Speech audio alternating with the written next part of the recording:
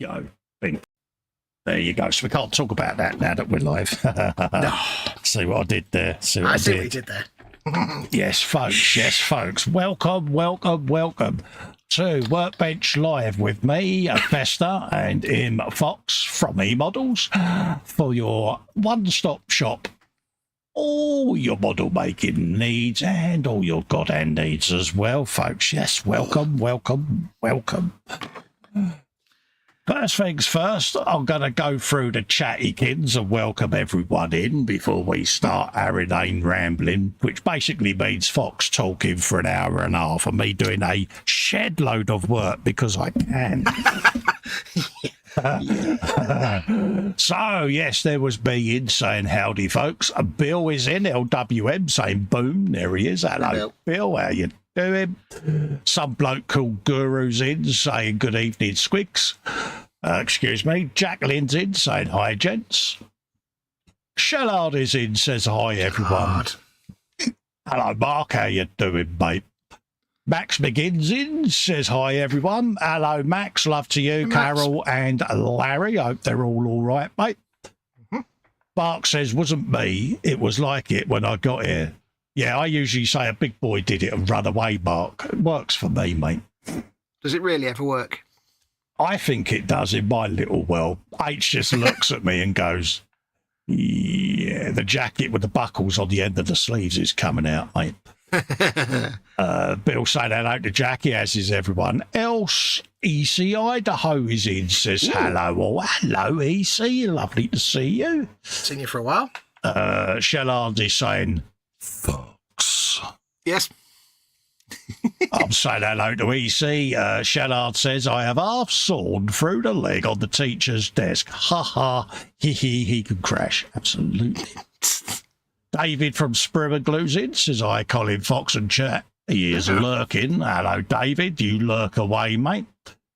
Marcy is in her Scout Model Muse, saying hi, or issuing the hugs out. And as you notice, immediately I stopped what I was doing and typed the hugs in because I am that scared, folks. It's there. You can see it. Micro dot of time may have passed, but I was there. I was like, handbrake applied. Yeah. You actually clenched 15 times in that half second. I did. I was proper. Marcy's in. Yeah. Jeff Light is in. A very good evening, everyone. Hello, Jeff. Love to you and Maggie, mate. Hope you're all right. Quinn Stars is in. Says evening. Oh, hello, Andy. Hope you're doing all right, buddy. Lovely to meet you the other night in the Zoom hangout, mate. Sophie Loves RC is in. Says hi, everyone. Hi, Sophie. Hope you're keeping well. Floella is back, saying evening. Oh, I hope everyone's doing well. Hello, Floella, how you doing?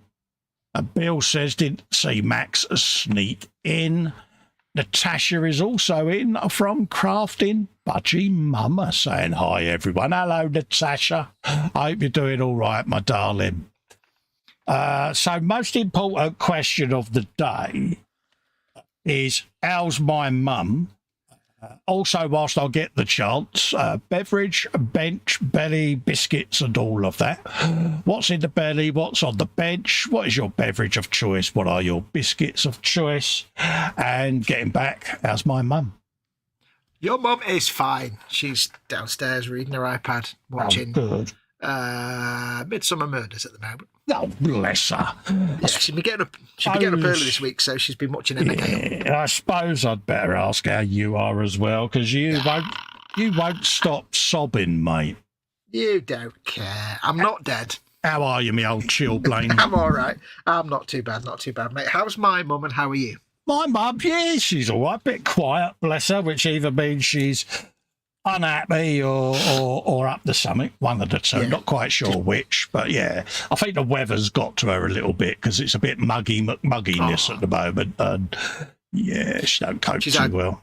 She's either planning or pondering, you never know which. Yeah, so either that or her and her sister are conspiring, which exudes fear. Planning a London trip. I think I would rather walk into a room with an agitated H and an agitated Marcy than walk in and confront my Aunt Wyn, because, yeah. Walk into the Anadin sisters planning something. Yeah, because, that's when you know the planet just goes, yeah. Yeah. What are you up to tonight, Gaze? Well, surprise, surprise, I'm still painting gold on my Lord Kroak. Oh, you I've do got loads done. like a bit of gold, don't you? Yeah, I've got little bits left to do. Then I can put a bit of a wash on it, and then I can start painting some of the details. So Nice one. hopefully I might finish the gold tonight. Marcy says she's got a big glass of water. She had chana masala and rice, and still the 37 full truck. Good girl. Natasha says, I'm doing good. I'm just saving a baby hedgehog today, getting him out. Oh, good for you. Oh. Lovely, yeah. Have 1,000 XP, darling.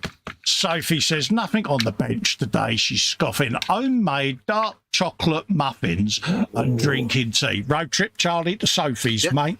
Yeah, all of them. Pick me up on the way. Yeah, all the muffins, mate. Natasha says I had to bill and chaos, and I'm going to ring up to see how the little fella is tomorrow. Oh, bless you. What a lovely thing. Cool beans. So you're doing a bit more on your little croaky face, are you? I certainly am, Spud.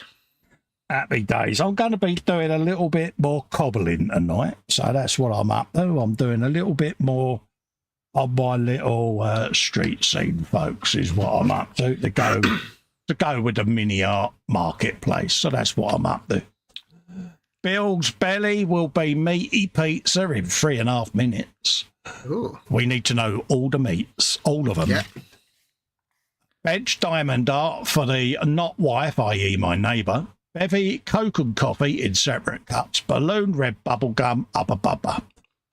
Lord Bartley the third is in, says greetings. All good evening and greetings to you, my lad. Hello. Floella's belly, big kebab, lamb and chicken doner. Chicken tikka and lamb sheesh and chips. I saw that in the Zoom 24/7 chat. You got to look, Fox. It is a tub of goodness. Bench is a 35th Tamia M18 L-Cat ready for priming.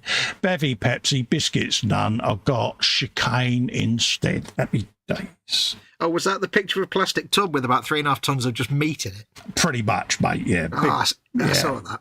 Big old tub of meat. I mean, I thought I was being fatness when I get a kebab with 2 types of meat on it, but yeah, that's pretty epic. Yeah, but that's epic fatness, isn't it? Yeah, that's master level. Baby hedgehogs are awesome. Oh, they are, mate. Little Wedgwoods, as H calls them. I was watching the squirrels in the garden today. Oh, right, yeah. One of them seemed to have the zoomies. Oh, bless. Just running around like a mad thing. Yeah, for no real reason. Oh, super mad, was it? Yeah, and then it would run around, and then it would just sploot flat on the floor. Oh, nice one. And then it would run around a bit more.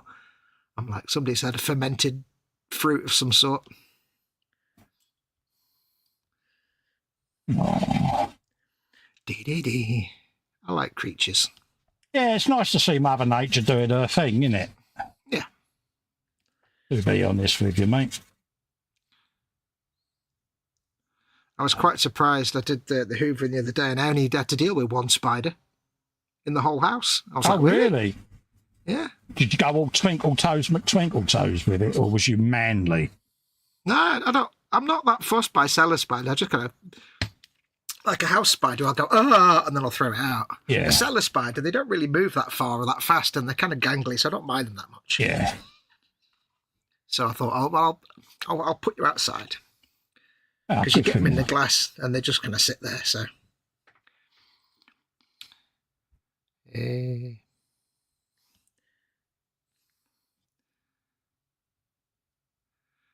They do have a habit in this house of dropping down from the ceiling right in front of your face, which is always fun. Yeah.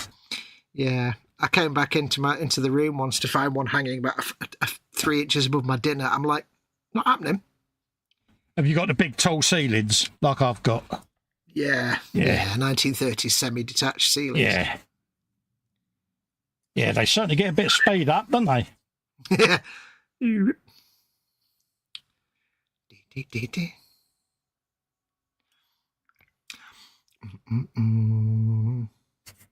So what are you doing? What are you sanding? How are you? I am making my raised pavement number 2.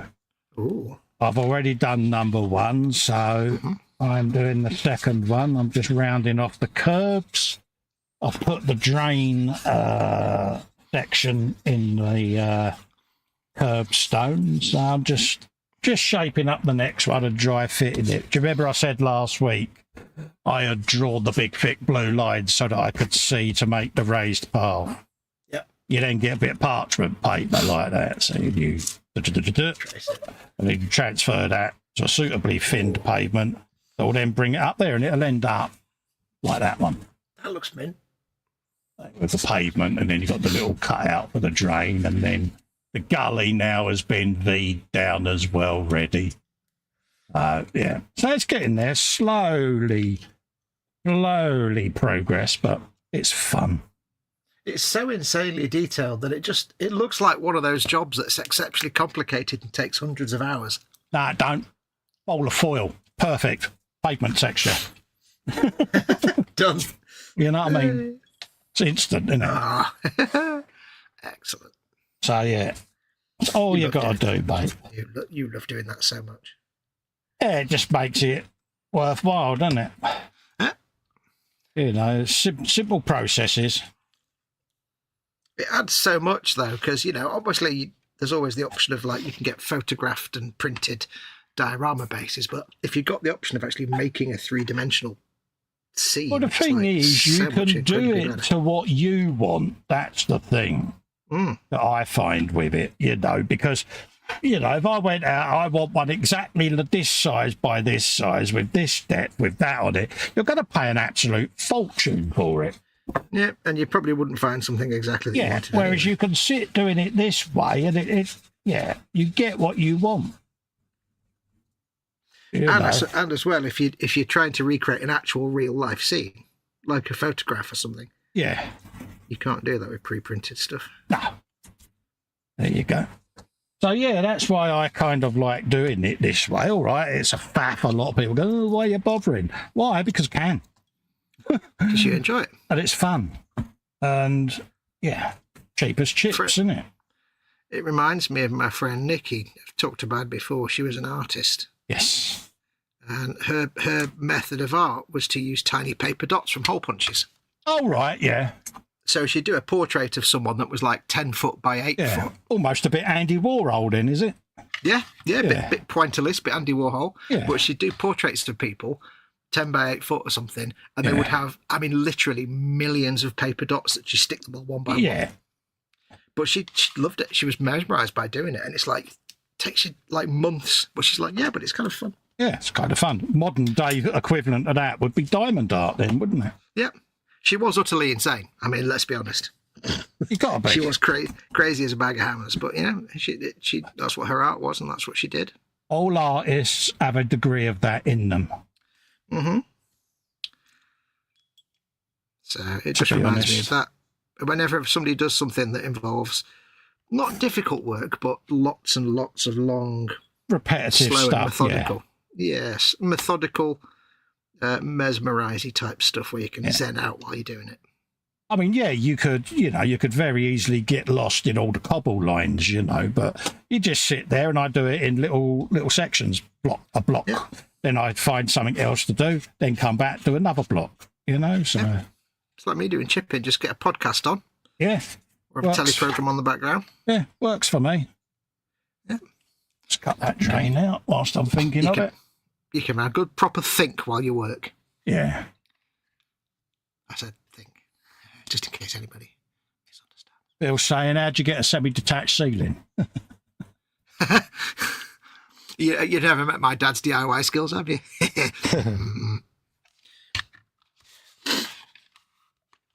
Right, what else is gold? Yeah, I can just imagine he messed up, mate. The carpeting he'd get from your mum. It'd be, Thankfully, carpeting was never something he had to do. My dad could build shelves accidentally vertically. Oh, really? If he put his mind to it, oh yeah. They'd be brilliant, but they'd be vertical. Yeah. If he did it. So your inability to wire a plug comes from your dad then, does it? Yep. Oh. Yep, absolutely. He was from Glasgow. He had no practical skills.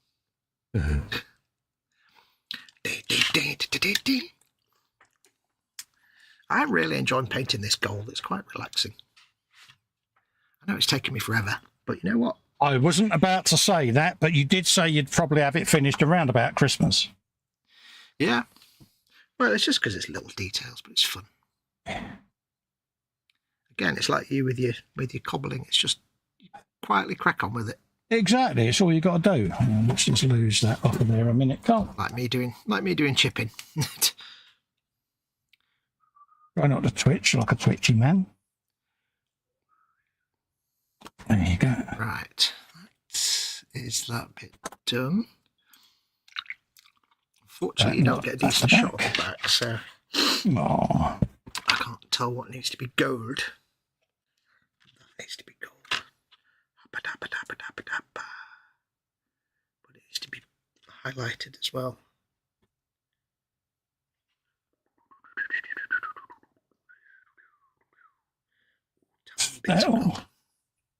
And then once that's all done, there's going to be leaves, detritus, dust and gravel with all sorts going down the old frog and toad there, so not too worried about that. You need leaves. I wanted to raise me pavements up, so I'm happy now I've done that. Let's scribe the curbstone. How wide's that? It's about that. So let's do the same all the way around there. Probably want to do that first, don't I? Yes. I think.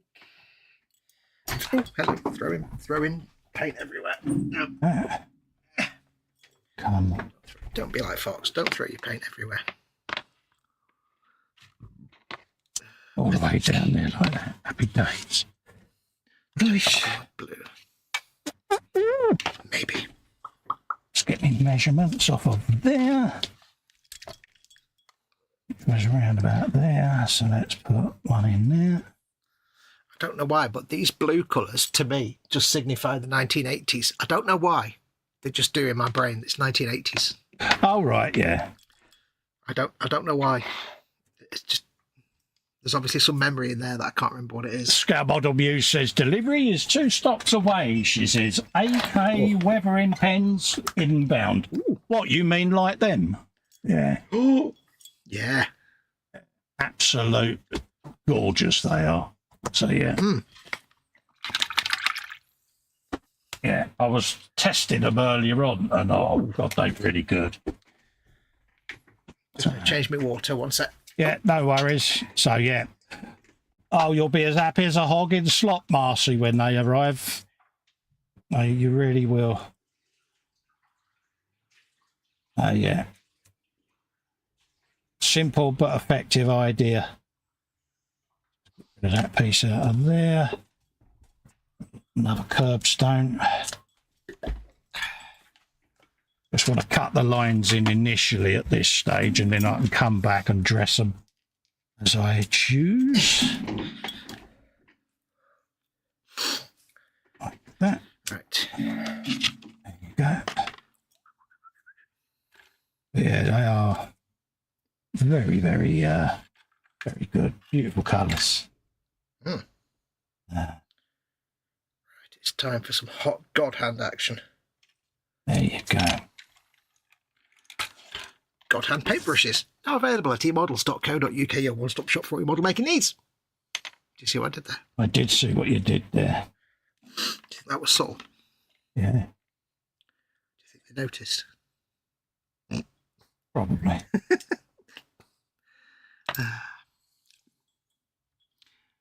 Nice to see you using them, mate. They're just like some of the finest brushes I've got, and I've got tiny little bits to paint.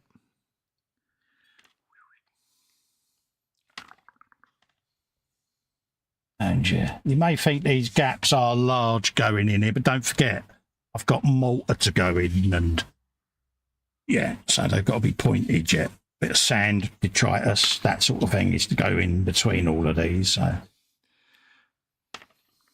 just in case. So they are deliberately being made slightly larger than needed, just so that the gravel can slide in unhindered. It's always good when your gravel's unhindered. Absolutely is, mate. Can't have hindered gravel, mate. No. Gentlemen, do not hinder your gravel. Nice bit of light gravel.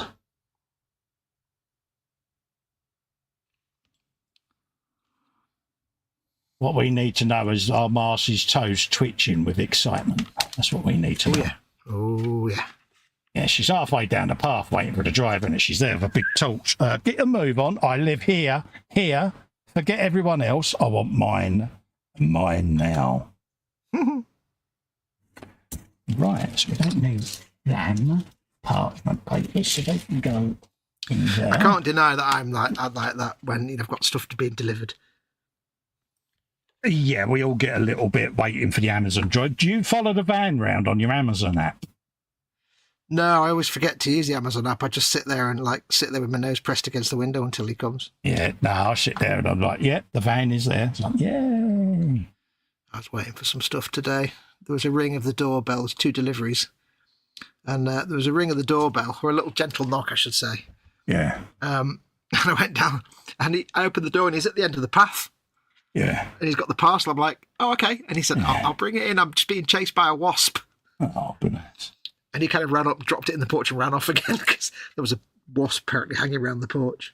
Skipper's in the chat saying hello. Hello, Ted. Ted. You can come in, mate. You want to join us, mate? It's the same link that you had last time. Yep. More than welcome. You're more than welcome. As I was about to say that. Thank you for that. No worries. You're more than welcome, Ted. Ted can never be denied. Exactly. I don't like to pester you because I don't want you to feel under pressure. Which is now in my head, thanks. Yeah, you saw what I did, didn't you? Yeah. Oh, I hate edge highlighting because I really suck at edge highlighting. Stop whining. I'm not whining. I'm just like, oh, I'm getting better. And these brushes are certainly helping massively. So you should be. You're a guru. That's what I did. Yeah. Change that name. Hold on a minute. You said you was rebranding from Model Making Guru, and what did you come up with? Guru Fox. Yeah, big change. Yeah. Well, I know. I had to just put Model Making Numbnut. Oh, lammakins. Well, I've almost snapped that thing again just then, so that counts towards it. Oh, bless. Yeah. But I decided I've got to do all the gold on this face on the front, so I better do all the edge highlighting on the jade first. Yeah. I'll also put some more super glue on that spear that I've just bent again. Again? Yeah, it's right in the wrong place to be so grabbed by your hand. What part of the stomper build putting the arms on was really silly? Did you forget about? Yeah. Unfortunately, you can't not put this spear on. Right. Super glue time. Oh, poor you. Is it super? It's fantabulous, is what it is. This sort of thing can only happen to you, dear. I need my reamer, and I need a pair of manly pliers. Get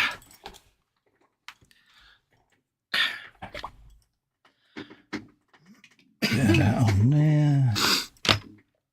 Try not to slice me finger because, yeah, I am using an open-bladed scalpel, and me and scalpels have a love-hate relationship. Yeah, you hate them, and they love to cut you. Yeah, they do, mate. No.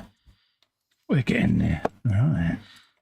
I've cut my finger about 3 times this week. We've got a little stool that Mama Wolf uses when she's in the bathroom to have a wash and stuff. Yeah.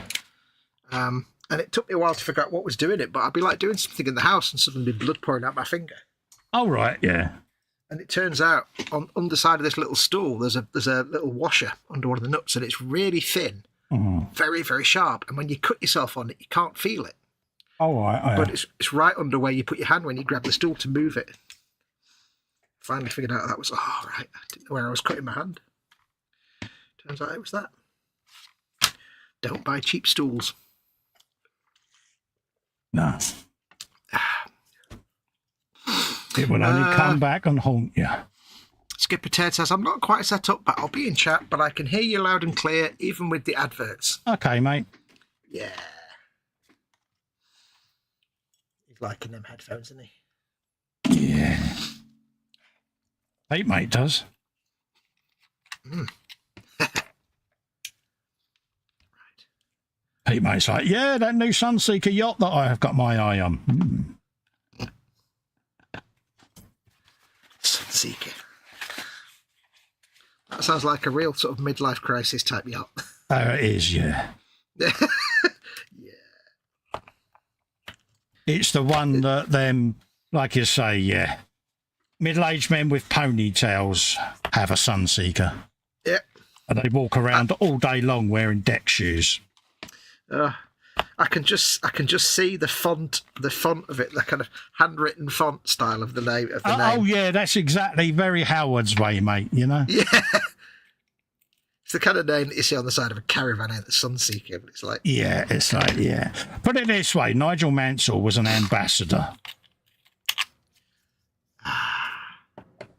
You kind of get it now, don't you? Yeah. So we got that. We got that. You know you're going to struggle with branding if you have to get Nigel Mansell as your ambassador. It's like, yeah, we can't deny that our target audience is old. Yeah, catching charisma. Mm. Yeah.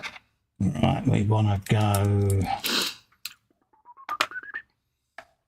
vertical skip. I've just done all that super glue. It's not even the right super glue, you spoon. Vertical skip. Dingus. I don't know. Vertical skip. Vertical skip.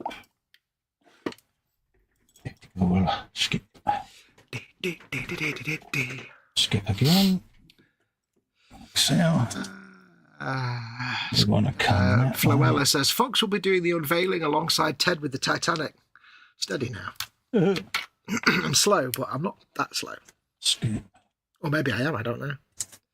Skip again. And again.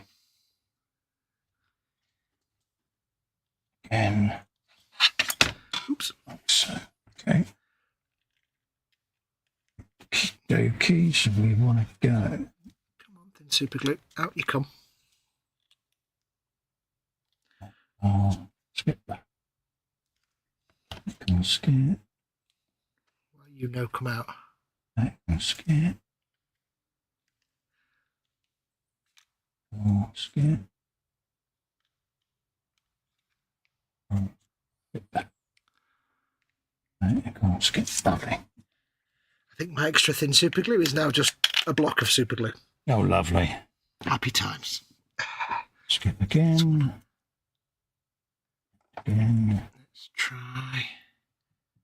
Skip again. Oh, yes, we've got more. Yes. Again. R.I.P. It's done me well. Again. Again there.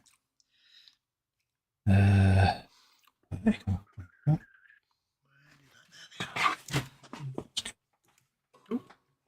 Vertical skip. Vertical. Skip. Vertical. Skip. Vertical. Skip. Skip. Opened. Lovely. So it's again that way. Oh, very thin. Skip. Again. Again. Again. And again. Yep. And agains.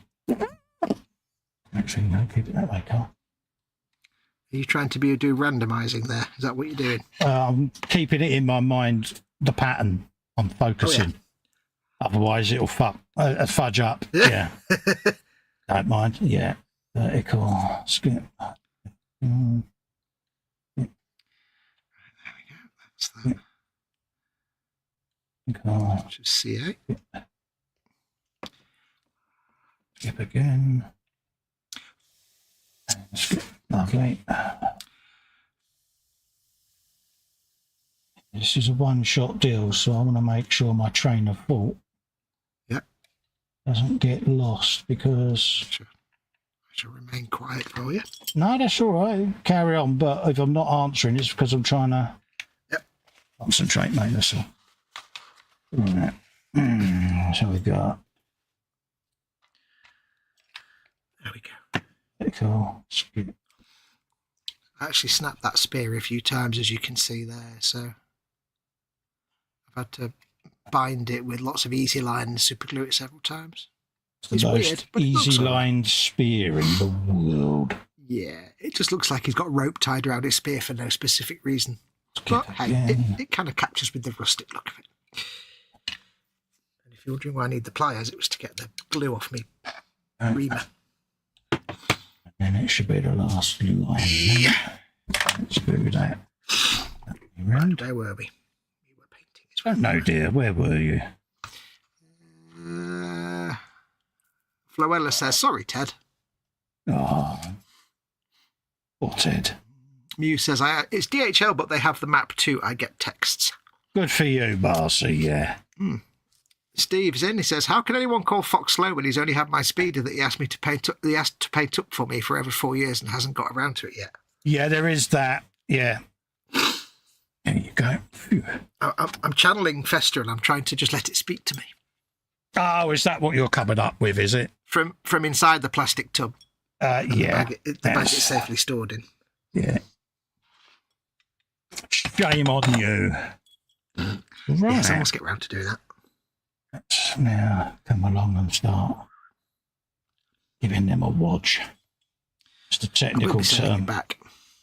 I like that technical term. Yeah. Hello, Steve. Hope you keep it well, mate. Yep.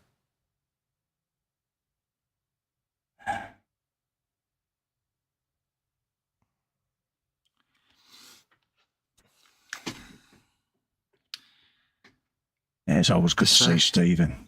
Yeah. Steve is our master builder who just takes any old rubbish, stuff he buys from the pound shop. Agreeable God. Yeah, and turns it all into just fantastic nonsense. This is great. He's a proper, 1970s BBC spaceship builder. He's the man who built a Warlek that I should be painting over the winter this year.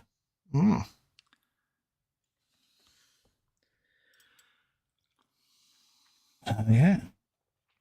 Judging by the size of it, big chunk of the spring as well. Yeah. Bet you're looking forward to that, aren't you? I am. It will be thoroughly videoed. Steve's keen to get the speeder back because he knows that when I send it back to him, he can sell it for several pence.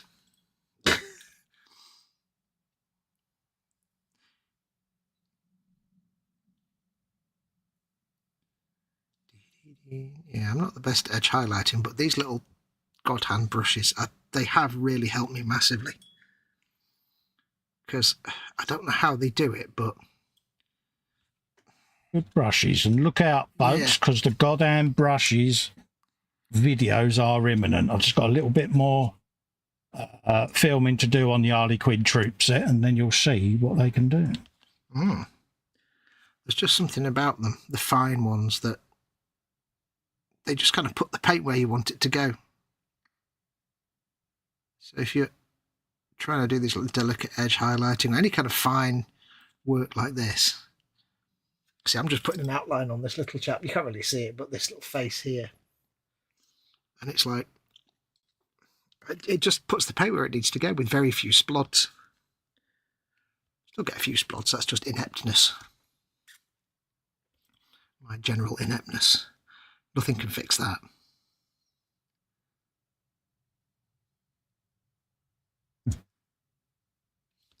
And the beauty of it is they're artificial, so synthetic even. So if you get a little kink in your brush, it's not a problem. Put it in some warm water and it reshapes it. If it gets hooked or anything, because mine got hooked. I was like, oh no, it's hooked. And Festa says, yeah, just bang it in some hot water. Oh yeah, cool. Yeah, that's what I did on the Frolic that week, wasn't it? When I was doing the Harlequins, it's like, yeah, out with the hot water. What are you doing? Got a hook on my brush. That'll get rid of it. Bing, done. Yep. Because with natural fibres, it's difficult to do. It doesn't always work. There's no way to, if you get a hook in your brush, it's very hard to get rid of it. But with these... Yeah. Is that a hook in your brush, or are you pleased to see me? So what you did? You're all weak. You're all weak. Try to fish.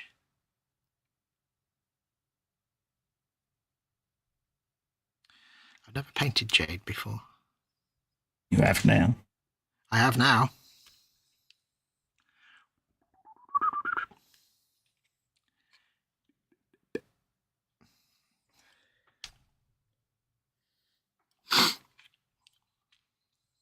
More in there. I wouldn't say it's spectacular, but...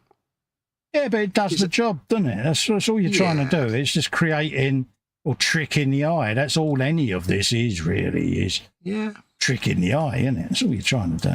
It's designed to be seen from several feet away, these models, so...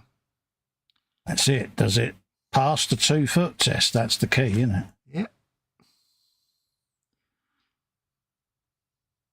I knew a girl like that once. Apparently I didn't pass the 2-foot test myself. He's here all week. He's here all week. Book your next holiday for Pontins. He's here all week. Now, take my mother-in-law, please. Yeah. Ah, Pontins.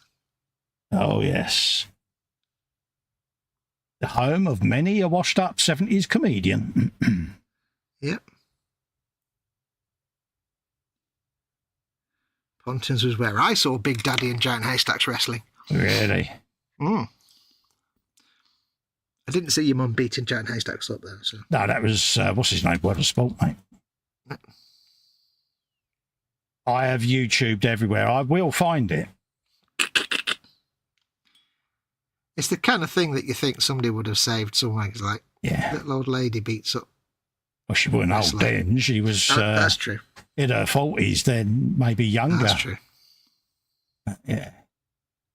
He hit my Big Daddy. Not having that. And guess who was with her? I can't possibly imagine one of the half of the Anadin sisters. You got it. Yeah. Need I say more? No. Right, that's them done. I get the impression that when those two are on their own, they're probably as good as gold, but put them together and it's just a nightmare. Yeah, they are, mate. Butter wouldn't melt when they're on their own, but together it's like... Yeah, because then they get the thing of, do this. No, I'm not going to do it. Go on. Yeah, go on. They encourage each other. Yeah. And this is the thing. It's like, oh, really? You know, the minute she says, I'm not going to be around for a couple of weeks, I'm going to Winnie's, I'm like, oh, my God. Oh, what is going to happen now? I mean, you are thinking, thank God it's in a different county, but at the same time... Yeah, I normally say to Alan, your problem now, mate, is like, cheers, geese. Yeah, thanks for that. I take it Winnie never comes to stay with your mum. Imagine that. I think I'm daft. Yeah. That's not going to happen, mate. Can you imagine? Yeah, Alan suggested it once, so I went, you're off your rocker, mate, isn't you? Yeah, not going to happen. With your mum's emphysema, no, she needs to be near her doctor. Yeah, there is that, he says. That's a good man. Like, yeah, our doctor would be able to help her, but... Secretly you're going, nice one, brain. Well done. Yeah, I'm not going to offer that up willy-nilly, mate. It's like, no, you're on your own, pal. Where did I put my Kanufi cuckoo? There it is. It's a cottage.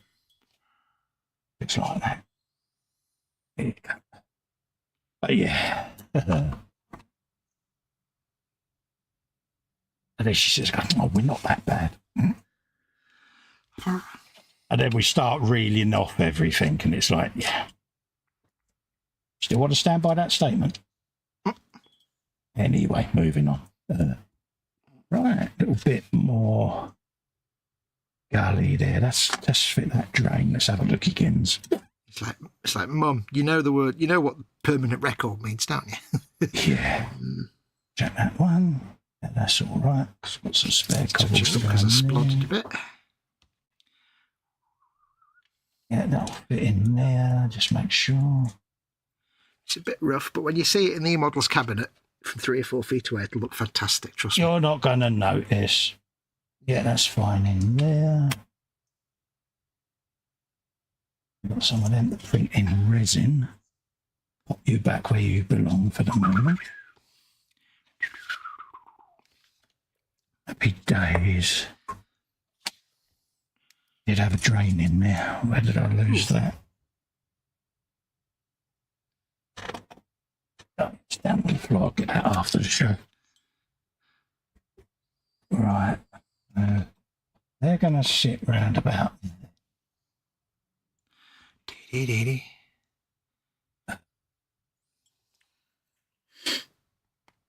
Yeah.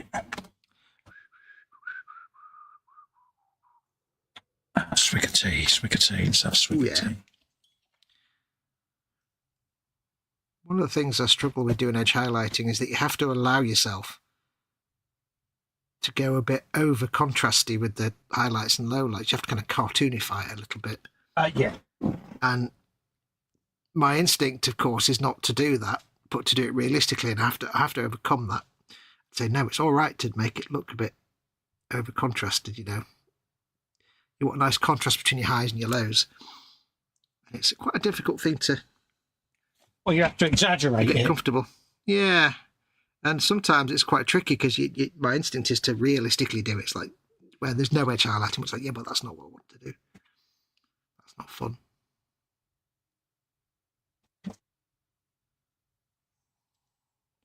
It's not looking too bad. Yeah, it's but you get to that stage of the paint job that we all hate. The ugly phase. Yeah. We'll do a bit of glazing in there later as well, I think. Once you get past it, it's worth it. In fact,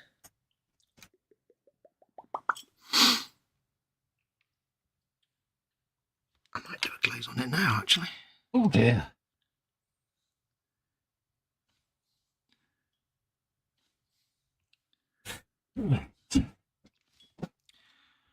Is that a Peter glaze? See what there? Peter glaze? I see. Who's Peter? I don't know who that is. Jack. Really? I don't recognise that name. I'm McLean and Peter Glaze. That was the double act. Do the funny bit in the original Cracker Jack. Google it, you'll find out. I'll find out. The need to explain makes the joke no longer funny. Yes. I don't recognise those. I used to watch Cracker Jack. I know. I don't remember those names. Welcome to the Fox Effect, folks. We'll kill any joke that you do. Let's have a looky-loo. Just to quickly check. Something like so. And then he is going to be coming out of that door on the landing, somewhere around about there, walking across. Let's let the viewers see what I'm up to. So he's going to be coming out of there. Valtteri Bottas is stood under here guarding his wares. Oi, you, do you want some meat? Yeah, oi, Igor, get him over with that side of pig, will you, if you don't mind? Yeah, so they're going to live somewhere like that. They're going to have an archway underneath the archway with a big set of the old oak doors on there, because you've got the beer truck backing along this cobbled courtyard into there. Then you've got Floella rolling the barrels along the pavement there. That are going to be stored in the yard of the cafe that's going to sit here.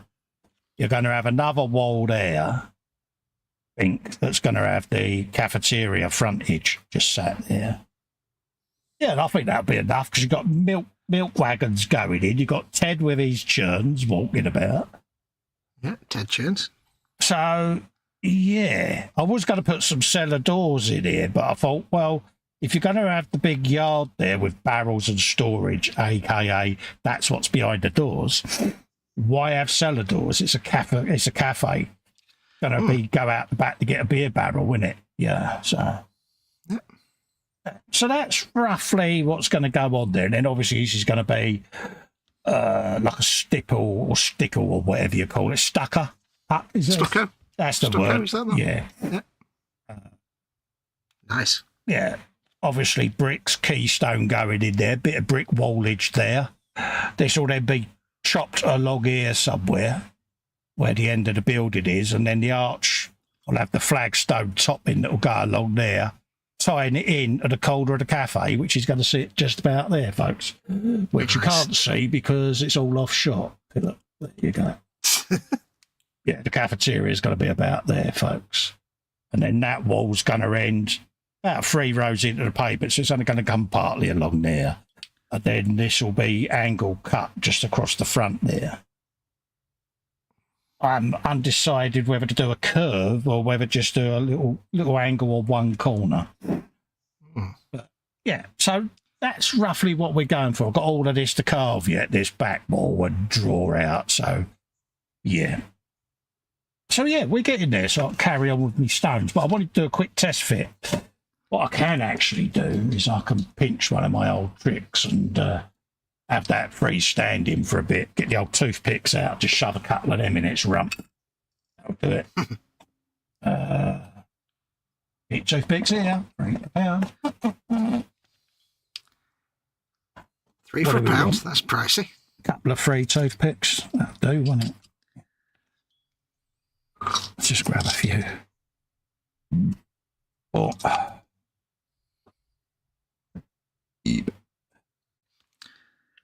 Right.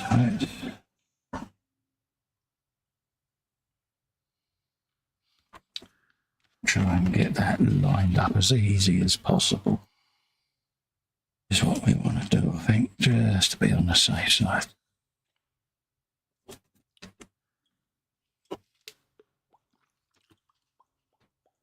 There you go, shove one in there.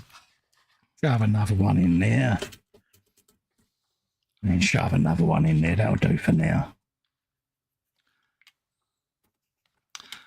There you go, I'll move it about now and it not flap about like a flappy thing. Yeah.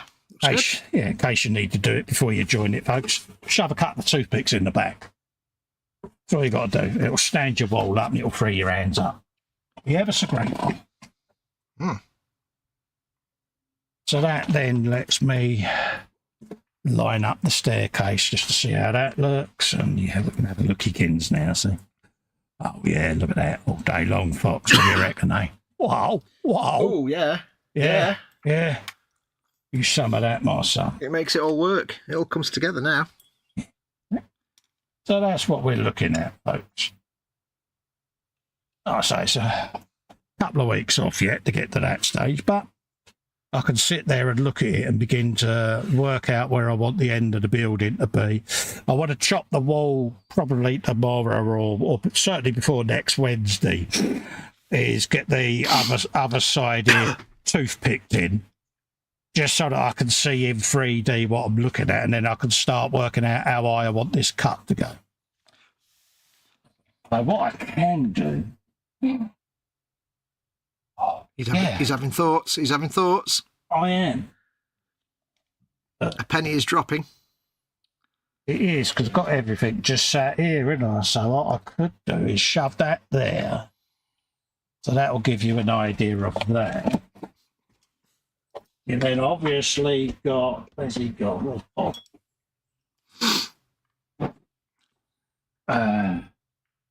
Look at that. That's Ted. His chums. That's the other geezer there. That's Charlie, rolling his barrel, doing his thing. Rolling his barrel. Bit Bronson list. He's rolling the barrel along the pavement there. You got Tedward there.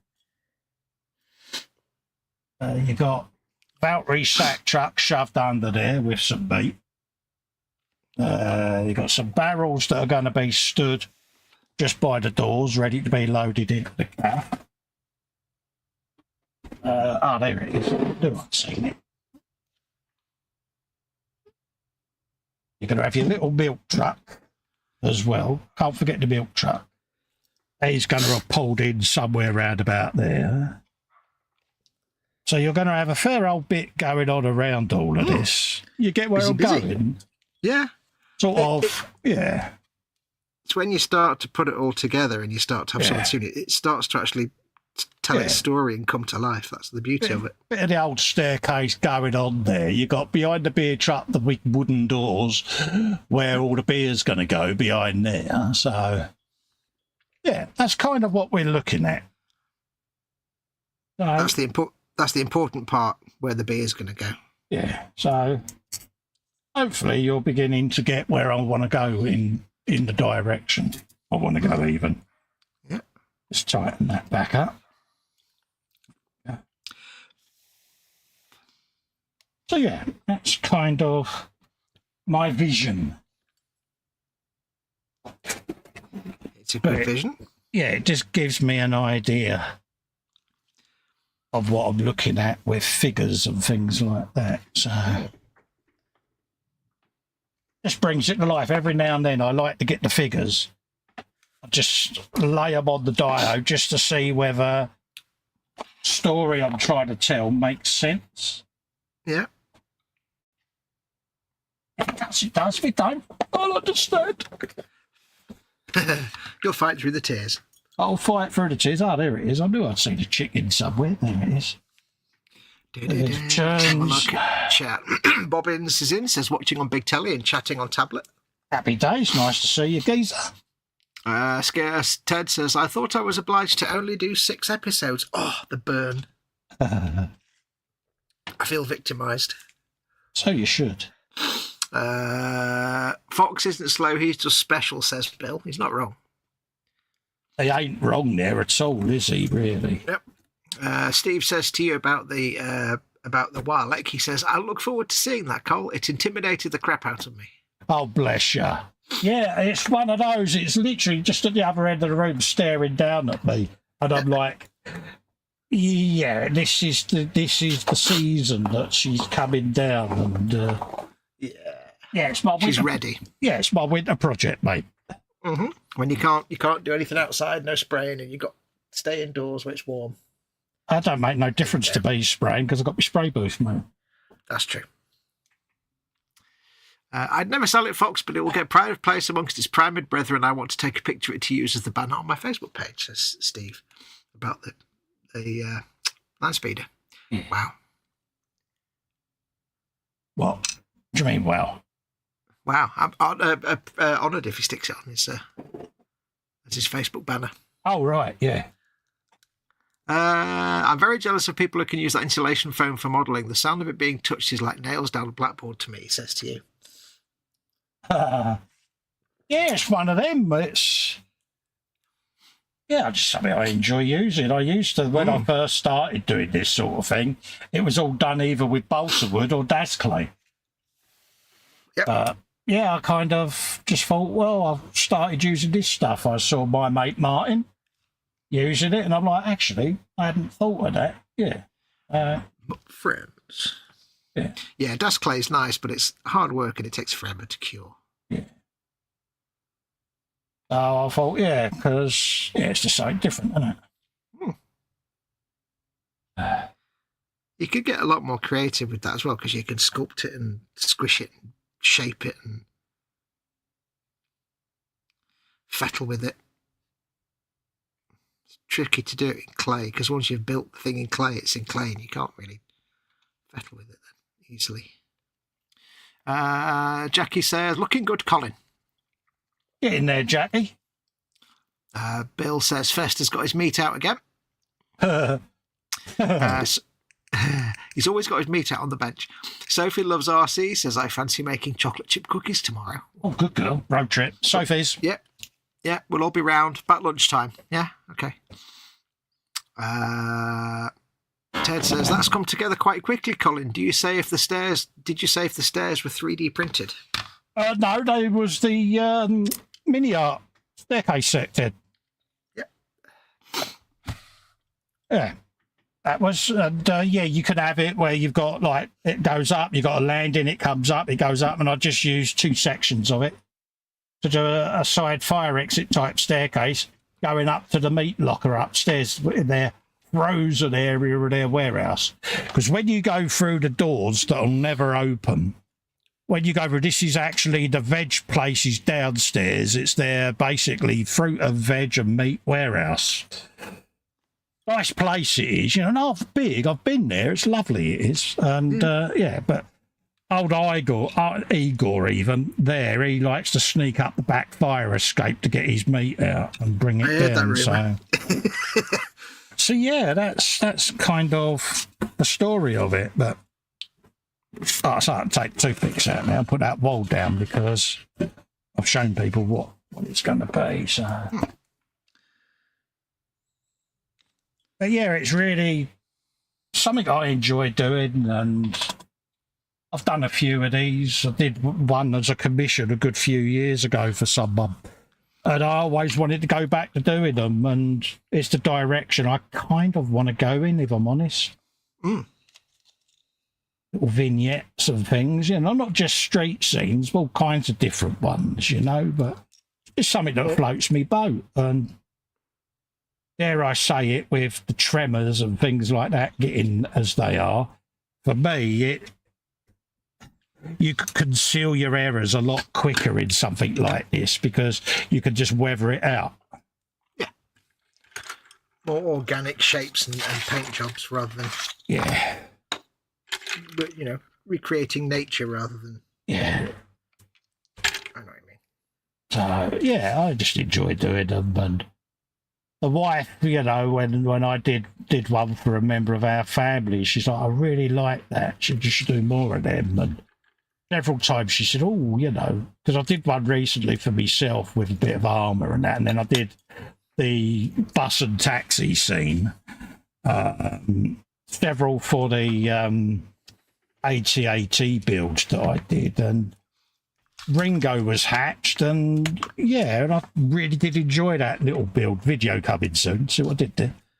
I see what you did there. Yeah, nice. And it kind of opened my eyes as a way of keeping the channel going, because it was getting to the point where once my shinies were all done, I was trying to find a genre where I could carry on doing the hobby in.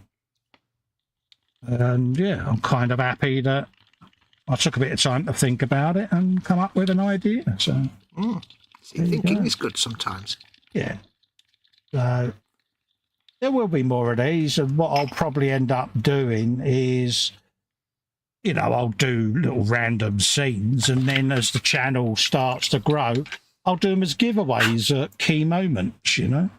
If a milestone is reached, I should just put one up as a giveaway. Why not? Ted says there's endless opportunity for weathering, street furniture, detail, detritus around the street, etc., etc., etc. Exactly. I've got a 3D print an ornate lamppost as well, because obviously, then obviously a little wrought iron waste bin with, waste in it. What a waste bin does go in it, has waste in it, you build. So there's loads of little things that are going to get added to it, but at the moment it was just getting that initial layout right where I was happy, and now I can go in and really go to town on shaping all the stones and getting it all blocked out before you fettle with the bits and the details. So how long's it going to be before you do one of these? Come on. No, you want to. God. Nah.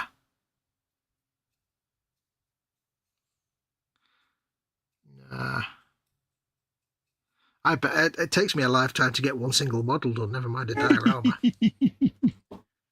Although dioramas, I've not done many, but dioramas are fun. I did that one with the skitter, with the AML90. That was good fun. Yeah, I mean, there is a idea I've got going in my head at the moment for something, and I'm going to film it, and I'm just going to put the video out and see how it goes. And that's all I'm saying on that. It's just going to be a random video will go up at some point in the future. I just want to see just want to see the reaction. It's not going to be controversial or anything like that, so you've not got to worry. Yeah. But it's just this little idea I've got going around in this mad head of mine. And I thought about it and thought about it. I thought, you know something, just film it and put it out there. It'll be a 1-episode video. And, yeah, just to see what people think. Coming to Festa 67's workshop, something confirmed. Yeah. It's just, you know what it's like. You have these ideas and you think, look, instead of just running it over and over in your head, just do it. Yeah. Just put it out there and see what happens. People don't like it. They don't like it. But yeah. Well, people don't like it. That's up to them. Yeah, I just thought it'd be something quirky. And of course, I've got a big scratch build project as well that I'm going to be doing. Just sourcing the materials for it, a couple of little bits to get, and I'll start filming that in the background. But that's going to be a while, that is. It's not a quick, fun weekend build. That's a long-term project. Yeah. But I don't want it to detract from the Warlek over the winter, see, so I want to get the Warlek done first. Say over the winter, probably spring, summer, next winter. Yeah. It will be your Titanic. Oh, I don't know. I think once I get into it, I'll be all right. It's like anything. I'm going to break it down into sub-assemblies. Because he's built such a quality product, it comes apart. See? Mm. So, yeah.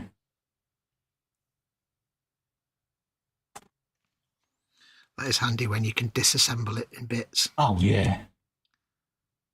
Makes life so much easier. But it's one of those, when it comes down again, it's down to be painted because, yeah, it's going on the turntable of turniness. Oh, yeah. And it's going to sit next to me during many a live stream over the next couple of months. And it's just going to be off shop, just sitting there, slowly turning so that she talks to me. Oh, yeah. You know, and it's one of those, you know, I could easily do the underlying rust effects underneath. That's not the problem. It's what do I do final colour wise? Where do I go with it? Yeah. Do I stick to one colour? I don't want to do another Harlequin style because I did that on the Stomper. Yeah, and with something so big, it can be a little. What's the word I'm thinking of? Not intimidating, but too it can busy. Be hard to. Yeah, well, it can be hard to focus on, like, to decide. I suppose the easiest thing is just send it to you to paint, really, isn't it? Because no. But yeah, it is one of those. I am looking forward to doing it, but she's half talking to me and half not at the moment, and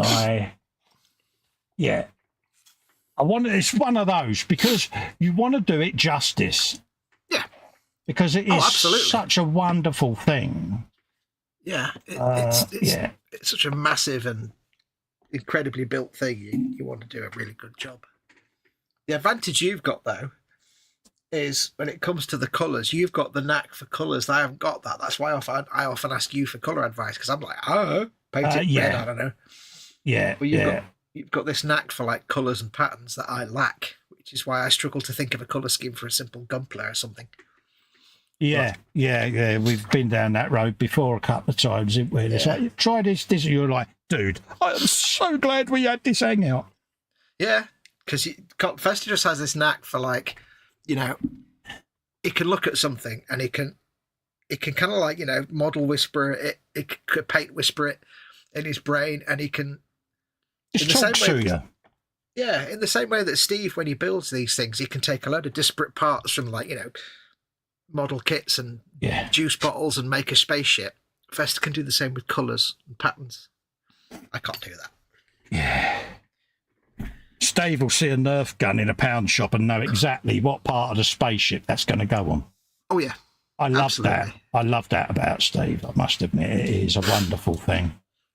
It always amazes me when you see these people that go into, like, pound stores and come away with these amazing things, because I look at it and think, oh, my local pound stores have got, like, wicker baskets and like, crap hats. Where are all these pound stores with the good stuff? They're there. Lidl's, places like that, you know, children's toys. Yeah. You know, prime example of that is the Bluey build. Simple children's toy, dude. Come on. Yep. You know. Oh, I know. No, it's just all our local pound shops are terrible. Pound shops are terrible because they've got nothing interesting. It's just literally batteries, wicker baskets, and hats. Yeah, really. Pound ship is pretty bad as well, isn't it, mate? Pound ship. That's what I did. I see what we did there. Sniffles. Hey, fever, mate. No, just rubbish sniffles. Cameras and lights, that's what it is. Oh, lammerkins. It's like you with your sneezes. Yeah. Once you start, yeah. Once you pop, you can't stop.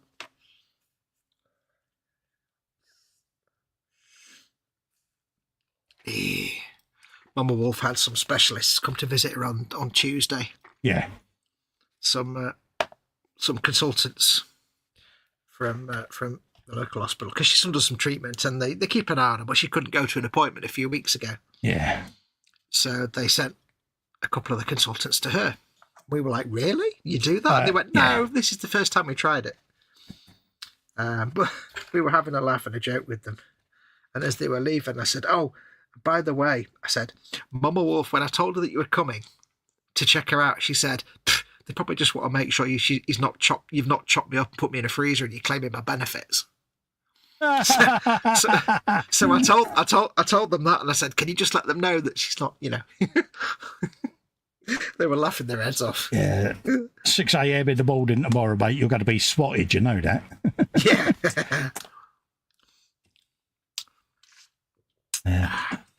Yeah. Because it's like, oh, you missed your appointment. We'll send someone to you. Wait, what? They don't trust me. Bless her. She's a menace, isn't she? She's a mischief. She is. Did she give him her usual greeting, or does she just save that for me? Oh, no, she saves that for you. Oh, she sends her love and hugs, by the way, tonight. Oh, bless her. I can confirm that my jade looks nothing like the jade on the box, but it'll do. It's all right. Don't want to do it as the same as the box. Box is boring. The box actually looks like good glassy crystal. Is the box swap guy material? No, the box is Games Workshop proper artwork material. Oh, right, okay. Duncan Games Jobby. Games Workshop painting with a brush that's just one molecule. Yeah. I don't know how they do it. I really don't. These people are animals. It's all witchcraft and tomfoolery, Fox. Yeah. I reckon they paint with telescopes or something. They must have a machine that, like, shrinks them down to the size of that big so they can paint things really big. Yeah, that machine once was Duncan. Yeah.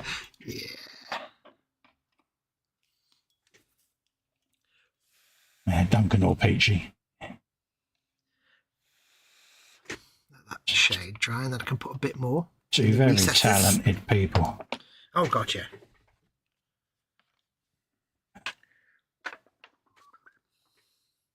I've had to stop watching a lot of, like, modelling channels just because I come away thinking, I just suck.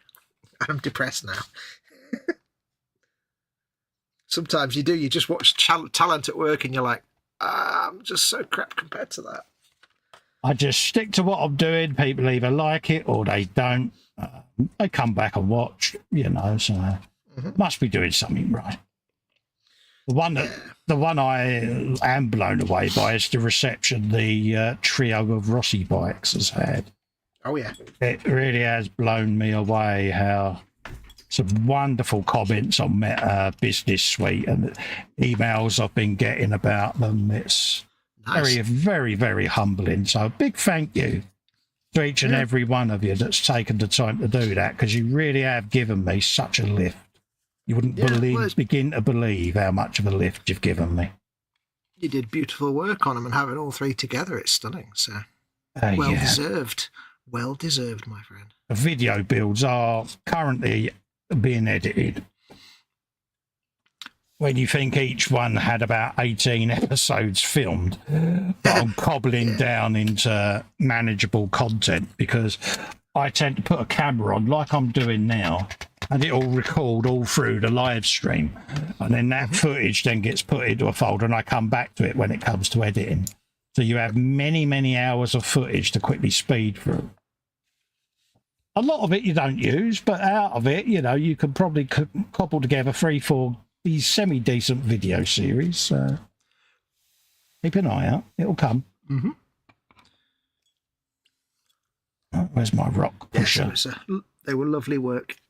All praise is well deserved. Yeah, I really enjoyed doing them, to be honest with you.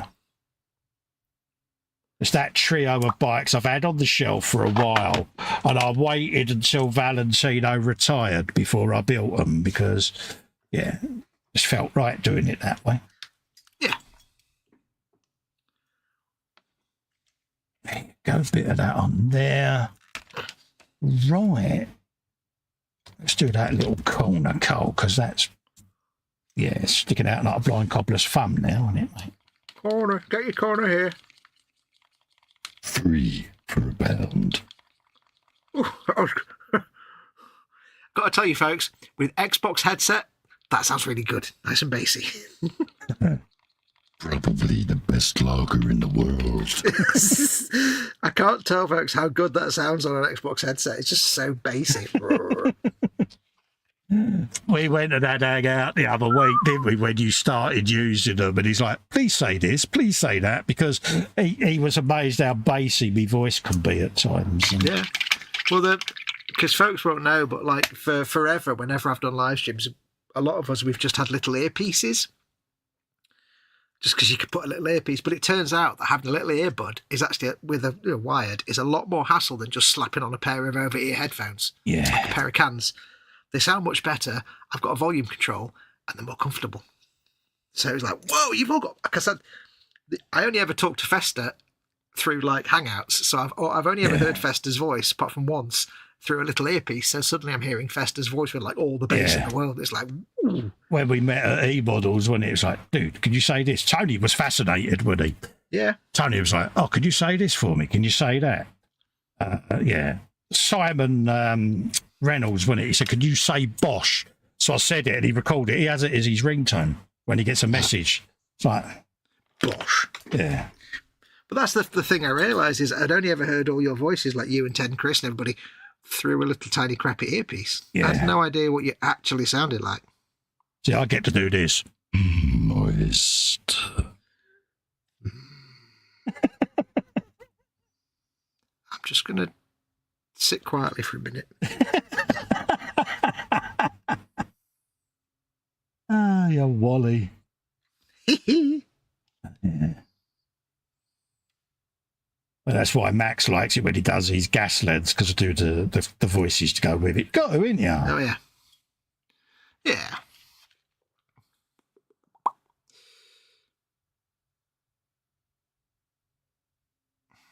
See, I could go. eModels, your one-stop shop for all your model making needs.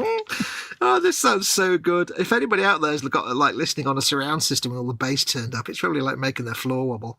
Yeah. I predict at least one person's getting a funny look from their dog right now. Yeah. Everyone can hear dogs running down the street howling. Oh dear. What we like. Let's have a quick look at the chat, see what the chat's doing.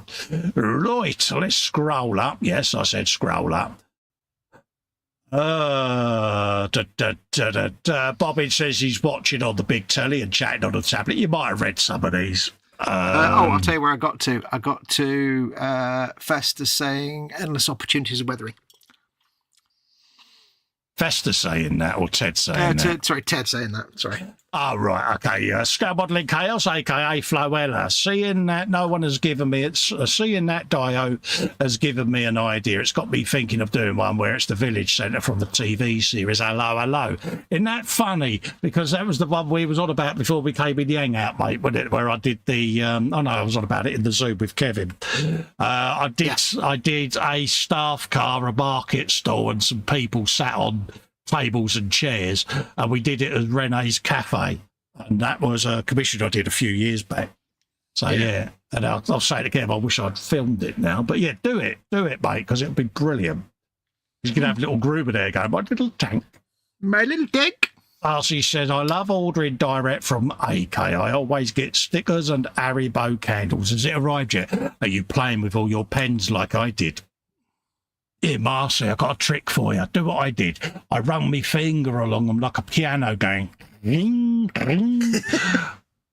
And I was so happy. And then H looked at him and was like, stupid boy. Yeah, Marcy says, plenty to do in the hobby. Co. Absolutely, Marcy. She said, I like dioramas. I was something to work on. They could take years to complete, depending on size and stuff. Exactly. Steve says, one day I'll have the room for my spaceport diorama. I've certainly got more than enough vehicles, mechs and ships to fill it. What you do is paint the whole room black, then put little planets all round the walls as a big mural, and the whole room becomes your spaceport. And you could dress up as a spaceport operator. Think of the fun you could have. Ooh. Do you know, when I think of wall murals, I can't help hear Hilda Ogden calling it a mural. Muriel, yeah. Stanley, Muriel. Oh, it's me, new Muriel. Oh. I won't do that again. I won't do that again. They don't know talent when they see it. The good thing says Bob, who's Bob? Who's Steve Bob? even. He says the good thing about Nerf gunships is you buy one and all the greebles and engine bits are all inside the things. I've made many an Halo-style capital ship from some random Nerf blaster. Absolutely. He says his only fault is he knows he enjoys the building, but he hates the painting. A lot of it is one or the other, mate, isn't it? You either like one or don't like the other. I'm pretty lucky. I like being able to release my inner child on a build. This is why I struggle with out of the box shinies and things like that, because my mind don't get kind of stimulated now, and I need to try to get them creative juices going. So that's why I'm moving in this direction. But yeah, totally get it. But now, Steve, I've seen your painted models. I think you do all right, mate. Well, you've said before, haven't you, that when you're just going from building it out of the box, it's like there's no creativity there. You just, you're using skills to paint it and stuff, but it's like, yeah, but there's no fester in there. There's no story, is it? You've got to tell a story, because this little world I'm created, I've been there. I've had a good look round. I've been to the cafe. I've had a croissant and a cup of coffee. It's just your little world, isn't it? Yeah, you've got to put your fingerprints on it somehow, haven't you? And that's, exactly. And there will be a few eggs in there as well, folks. All I would say is there may be a couple of faded posters that when you see the pictures, you might want to zoom in on. Same with the manhole covers. Skipper says it's time for me to go. I'll catch up with you. You take care, Ted. Don't forget, you've got an open invite for this, mate. You just click the same link. It'll bring you in here, mate. Steve says, good evening, young Cole and sidekick Fox. There you go. Hello. Marcy says, I'm sure they'll touch the art pieces up in Photoshop or something. They're not believable. Mind you, there are lots of great painters. But yeah. So he did there, Steve. He says, are you doing the artwork for a new song? Just another brick on the floor? We don't need no. No. Chaos says, how does the word moist sound? Moist. that was just kind of like round. Yeah. Moist.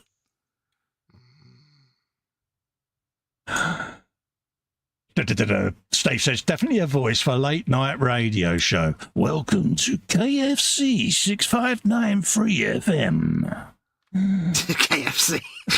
I don't know why I called it KFC, but yeah. Now half the audience is sitting there going, oh, KFC. Yeah, well, KFC, yeah, want that now, yeah. WQTY4. Yeah. News hour. I've got a face for late night radio as well. Mate, tell me about it. I've got a face only me mother could love, mate. Face that launched 1,000 ships. Steve says it sounds pretty damn good through my Bang & Olufsen's. Oh, good man, B&O man gets in.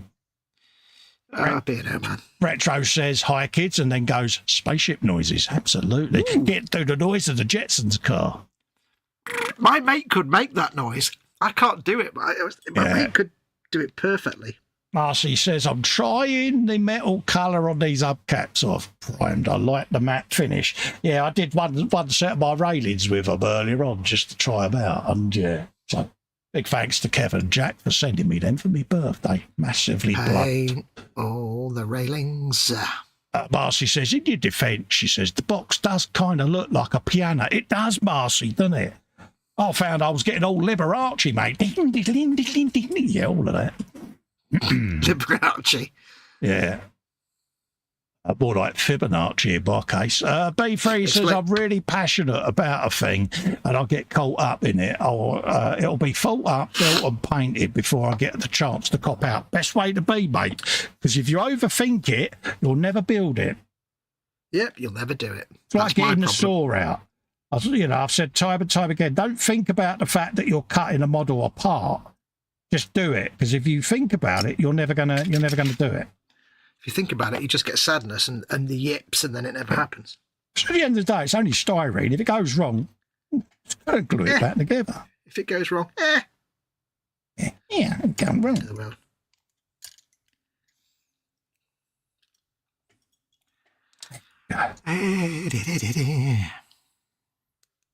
Put it in there. I can't do the deep voice as well. I've got that. I've got the bassy tones. Yeah, I'm quite lucky with that. I don't know how that sounded. I would stick to the day job, mate. Yeah, thanks, Mum. That's all right. Next time, Gadget. Next time. No, maybe not. Yeah, you know that Stranger Danger advert? Oh, yeah. Bless.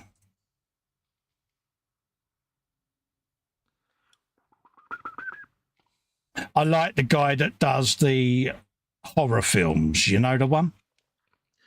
Oh, yeah, does all the trailers and stuff. Yeah, all the big movie trailers. Could you imagine these kids, how frightened they are when he reads them a story? Yeah. They must be petrified.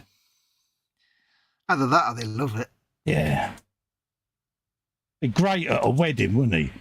I'd like to say thank you to the bride and groom. For their souls.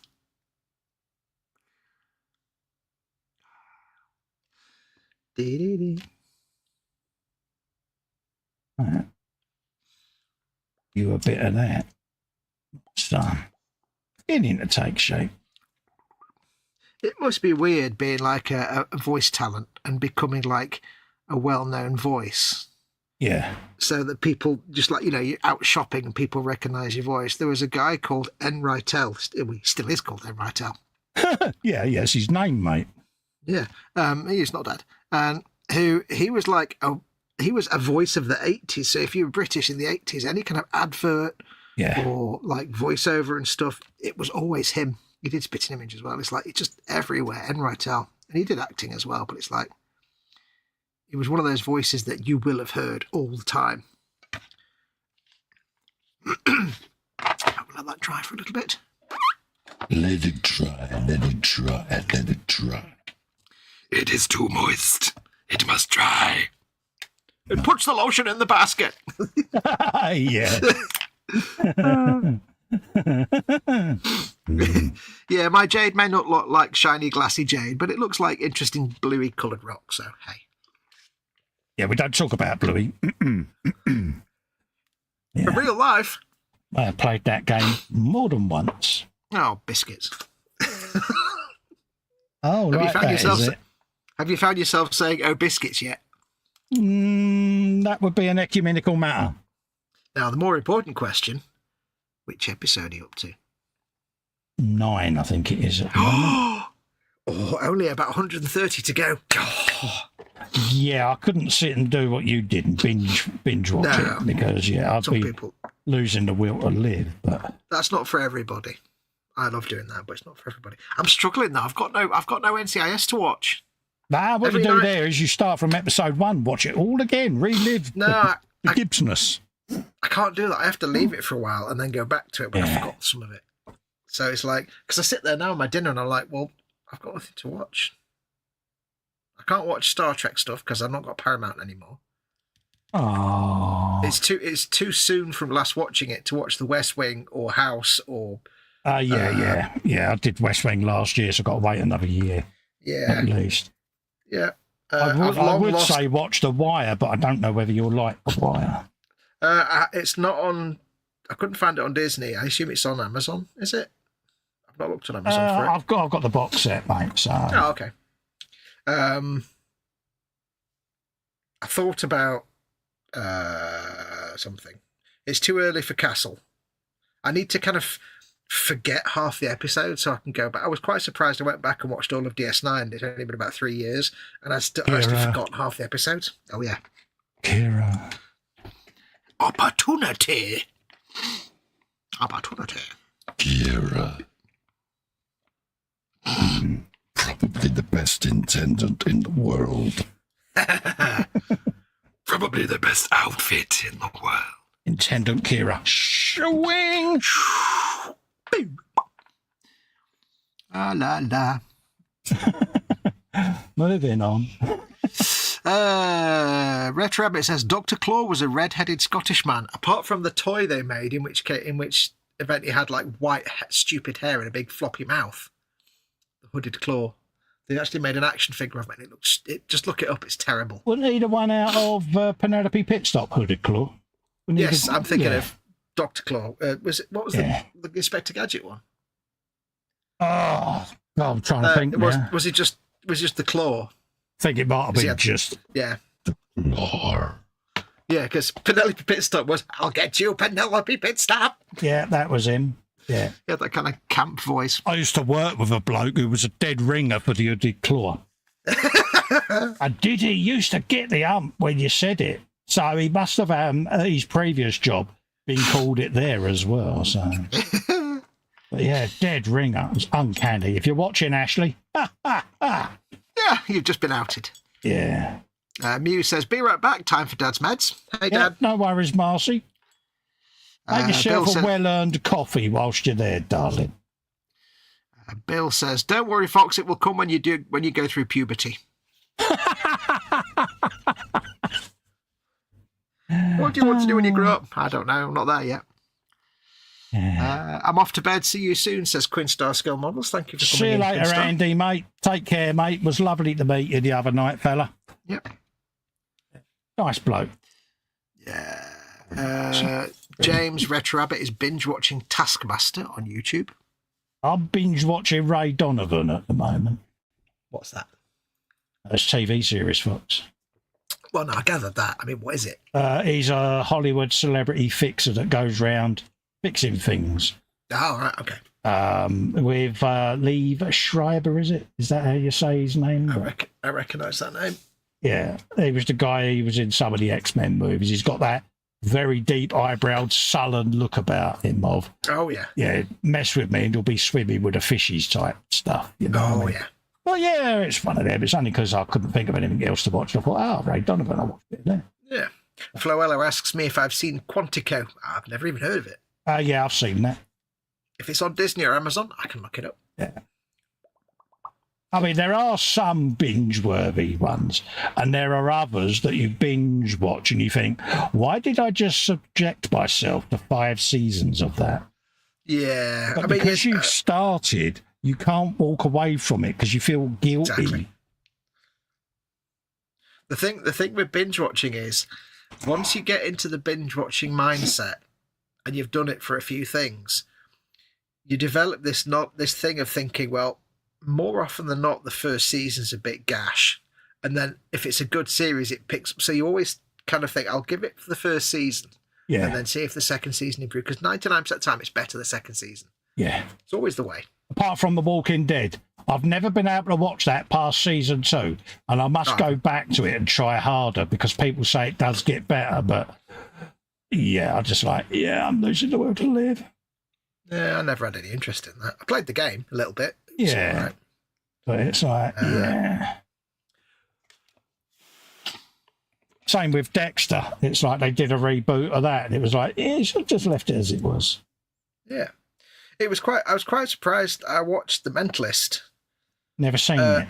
Is it any good? It's quite good. And it's one of the rare ones where first season's pretty good, and it just stays consistently good.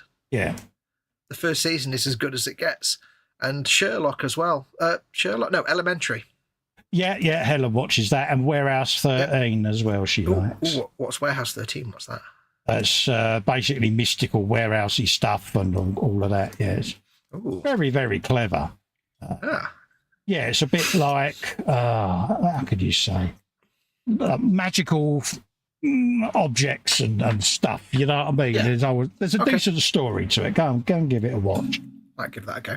Yeah, The Mentalist is pretty good. I think actually you would like that.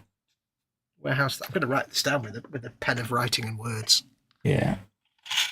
Because I'm desperate for something to watch while I eat my dinner. Yeah, Warehouse 13. I think that's on Prime, I think. I could be wrong. But yeah, she likes that. I'll do. Warehouse 13. Noted. Yeah. I could go back and rewatch the X-Files. It's been about 7 or 8 years since I watched that, but... That's the next one me and Ellen are going to be watching. We're currently on season 12 of Criminal Minds at the moment. And our next one is going to be going right back to the beginning of X-Files and watching the whole lot. Criminal Minds. I can't remember if I've tried that one or started it, which... I can't remember at all. It's the BAU FBI stuff. I think I might have started that one. Yeah. But I don't know if I got bored or just got distracted and moved on to something else. Been done to death. It's a bit like all the CSI programs. It's all been done to death, isn't it? Yeah. Which is a shame. Yeah, the Mentalist was good. The Finder was good, but then it lasted one season. Yeah. That was quite funny. No, I'll add that to the list, The Mentalist. And there's other series that appeared like on Amazon, like Bosch. Bosch was actually really good, but I think it lasted 2 Titus seasons. Welliver. Yeah. Oh yeah, Bosch but there's another Bosch. There is a reboot. There's a reboot of where he's a private eye. Oh. Yeah. I've check that out. Yeah, I've watched it. Jamie Hector isn't in it. It's just Bosch and his daughter. All right. Tibbets, is it Timmets or whatever her name was? He said none of them are in it. Yeah. But yeah, it's just Titus Welliver and his daughter. But yeah, it's there was another series that came out around about the time of Bosch on Amazon. It was when Amazon first started to make content. And I can't remember what it was. It involved a guy with an open-topped car and there was a motel, and it was like a detective or something, or a private eye. The one with wasn't Goliath, was it? Billy? Yes. Yeah. Goliath. That was good as well. That lasted about 2 seasons. Yeah. Billy Ray Fulton. That's it. That was good. And it bad. We know all these binge-worthy series because we don't get that much. Yeah. I could go back and try watching My Name Is Earl. I only ever watched the first season of that many years ago. That, yeah. A lot of people have said, oh, yeah, you should give it a go. But I mean, it's about, 10, 15 years ago when that was on. Yeah, I see some trailers and it just didn't float my boat, to be honest with you. Yeah. I like ensemble casts and I like light humour, like your Bones and your Bones NCIS. Was brilliant. I loved Bones. I'm not really into serious ensemble cast stuff like your CSIs and that doesn't really float my boat. But when it's got some light humour to it, like Bones and Castle and NCIS, and it's got a nice ensemble. Sacrilege.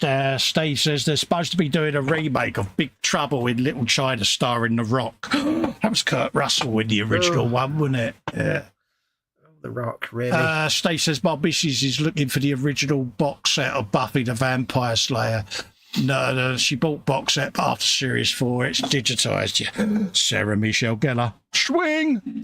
Never watched that. My mate was into that when it was on telly. Yeah, I watched it for the magical content. Yeah. Isn't she like 70 now or something, Sarah Michelle Gellar? Hey, mate, so Sally James and, Hey. Still Sally James, mate, that's all I'm saying. Yeah. You know, family-friendly eModels show. I can't say any more than that. You need say no more than that. He knows what I'm thinking. Kira. I know exactly what you're thinking. Because I've got that same image of that outfit in my mind as well.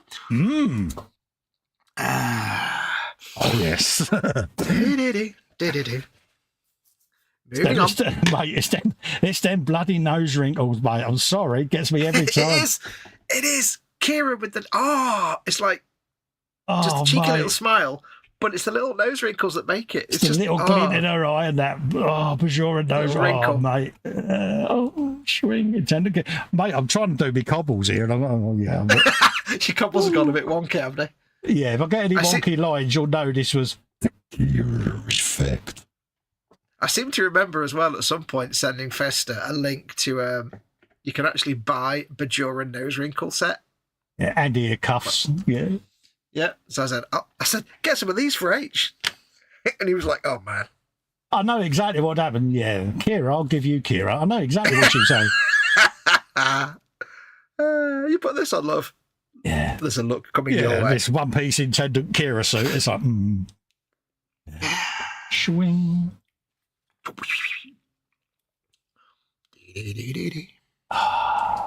I sent him a gift one morning, didn't I, about 4 a.m. I said, oh, look at what came up in my internet search. Yeah, I think we've both got that saved in a special folder, keeper finder folder in our iPhones. The one that says just accounts. Yeah. Yeah, that folder that's got the Snoop filter on it. Oh, yeah. Yeah. Ooh, burpage. I only ever watched Deep Space Nine for naughty Benjamin Sisko, honest. You watch Deep Space Nine for its scientific content. Yeah. Absolutely. Mm.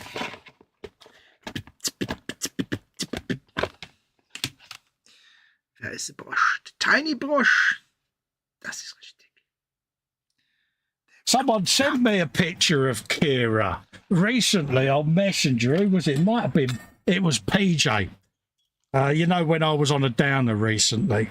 And he said, I know you're not in a good place. You're in a dark place, mate, but this might make you feel better. And yeah, it was Kira. People know me so well, don't they? It's like, yeah.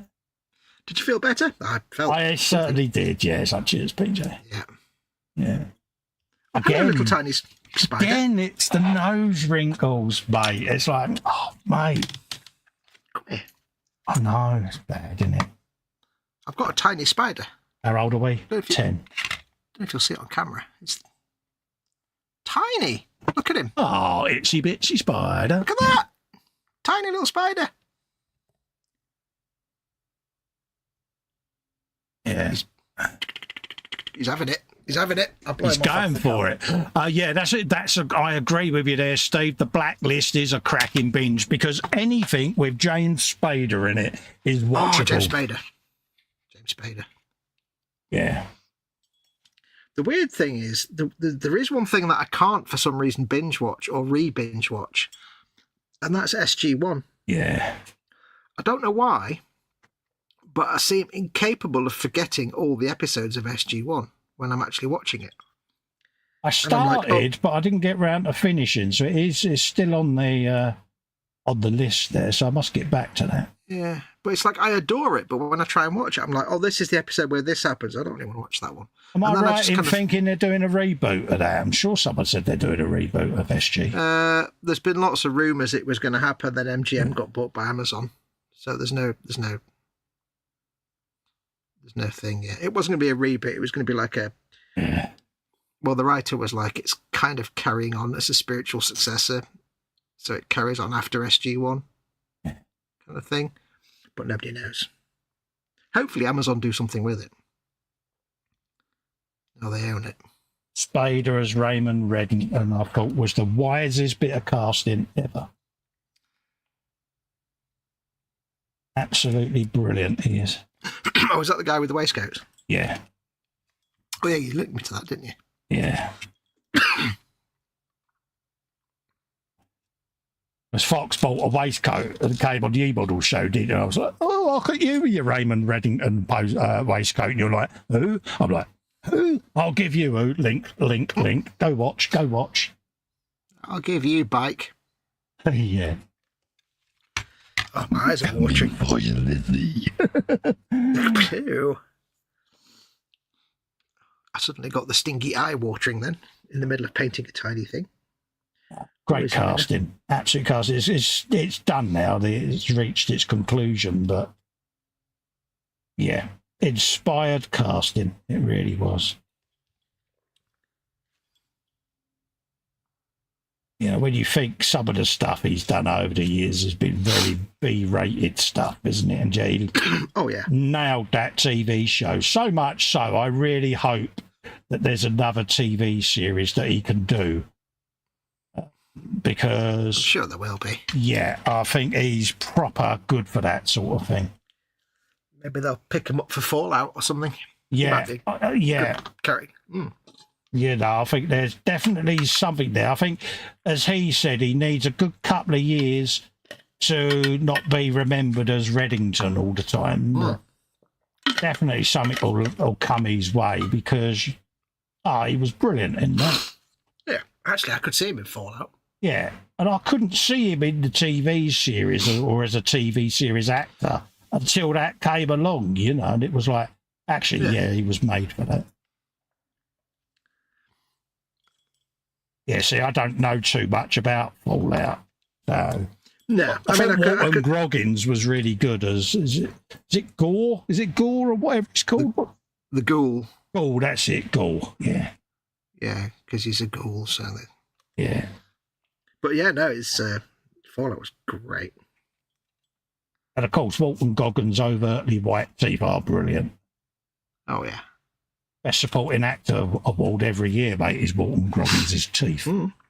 But he had them knocked out, didn't he? Then they got put back in and then they knocked out again. So he ended up with these veneers that are probably twice as long as they should be. And they're so brilliant white that it blinds you. Yeah, it's classic Hollywood teeth. Yeah, it's like the grill on an Audi. It's like, yeah, them headlights are a bit too bright. Apparently they're supposed to be doing a good a reboot of Buffy the Vampire Slayer. Floella's just been rewatching The Shield. That's another good TV show, The Shield. Michael Chikadis or whatever his name is. Yeah. The Shield. What's the? It's about a corrupt police force. Oh right, no, I'm thinking of Agents of Shield, aren't I? Yeah. Yeah. That was quite a good series.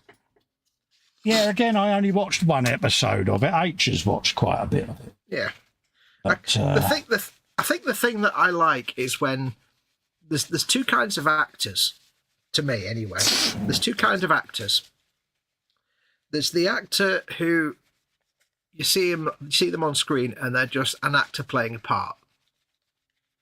And then you get the kind of actors who they look like they're actually the person they're portraying. You don't think of them as an actor. Oh, so really? Yeah.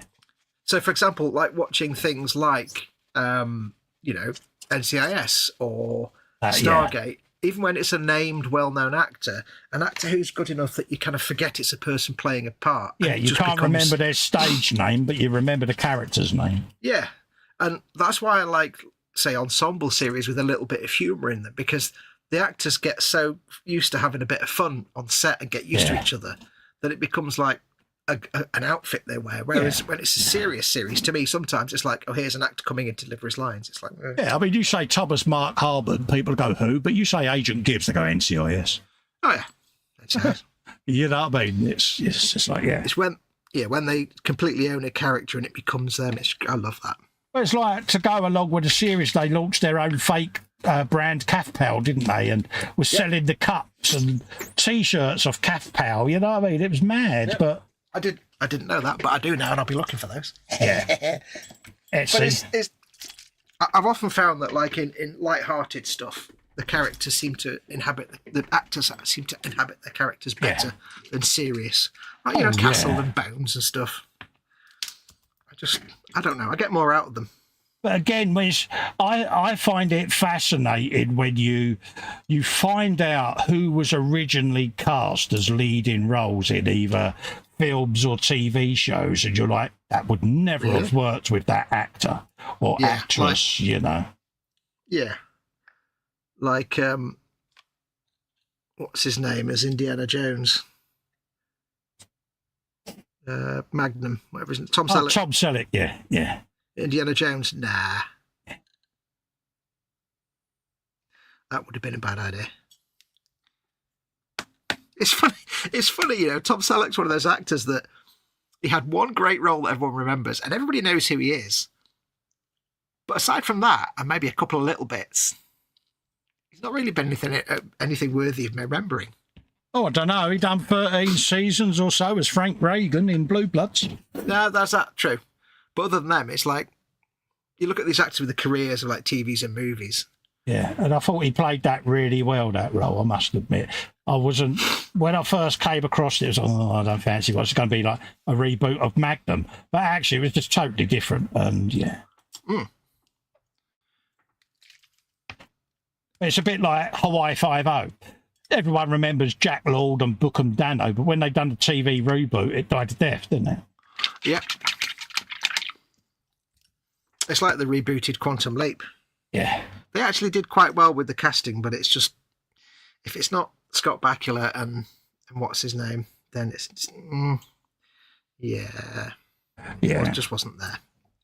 It was good. They had some good casting, but it was like, it's not really there. Yeah, it's strange, isn't it? Like I say, I mean, I still remember watching Kojak, Telly Savalas and that, and we remember them as iconic TV shows. But when you go back and revisit some, they're not quite as you remember them. I did season 1 of the original Starsky and Hutch. Yeah. Oh, harsh. Yeah. Now, we remember as kids, you're like, great TV show. It's Huggy Bear who is that iconic character almost, isn't it? And you sat there and you're like, my God, it's actually really that good. No. But everyone remembers it as this cult iconic TV show, which it was. You can't dispute it. Well, the funny thing we say Starchy and Husk is it's just the car. Everybody remembers that because they all had a car, a toy car of it. Yeah, Gran Torino. All of us are, all our people our age, that sticks in them because of the car. Yeah. And yet, when you actually go and watch it, you're like, oh. Yeah. Yeah, maybe not. I found it was very shouty. Yeah. And it was, and it was like, oh, really? And I don't remember that when I watched it as a kid. I don't remember it being shouty.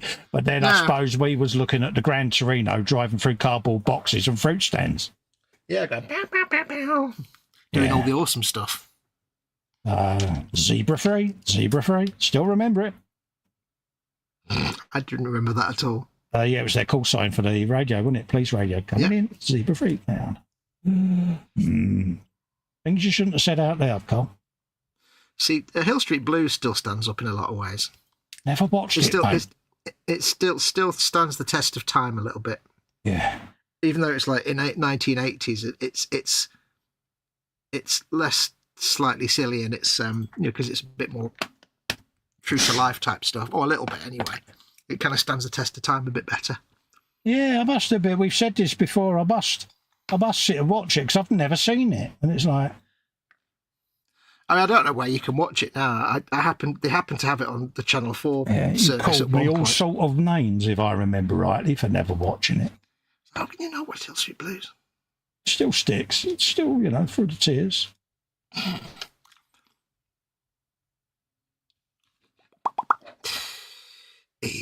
What time do you want to go till, Spud?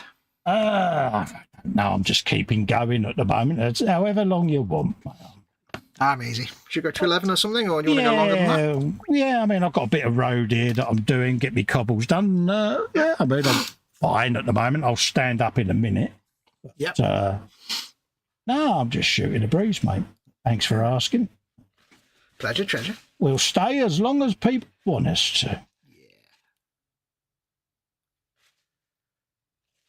What are, in the chat there, TV shows, what TV shows are you hoping that they never, ever do a reboot of? Do you know what I think would be brilliant that nobody's actually done? What? It will be to either make an original or a remake of like a 70s or 80s show, but actually make it like it's a 70s or 80s show. So, for example, take some 1970s cop show and remake it, but set it in that time that it was originally, and actually use the equipment they used to use, the cameras and the lighting, so it looks like proper authentic.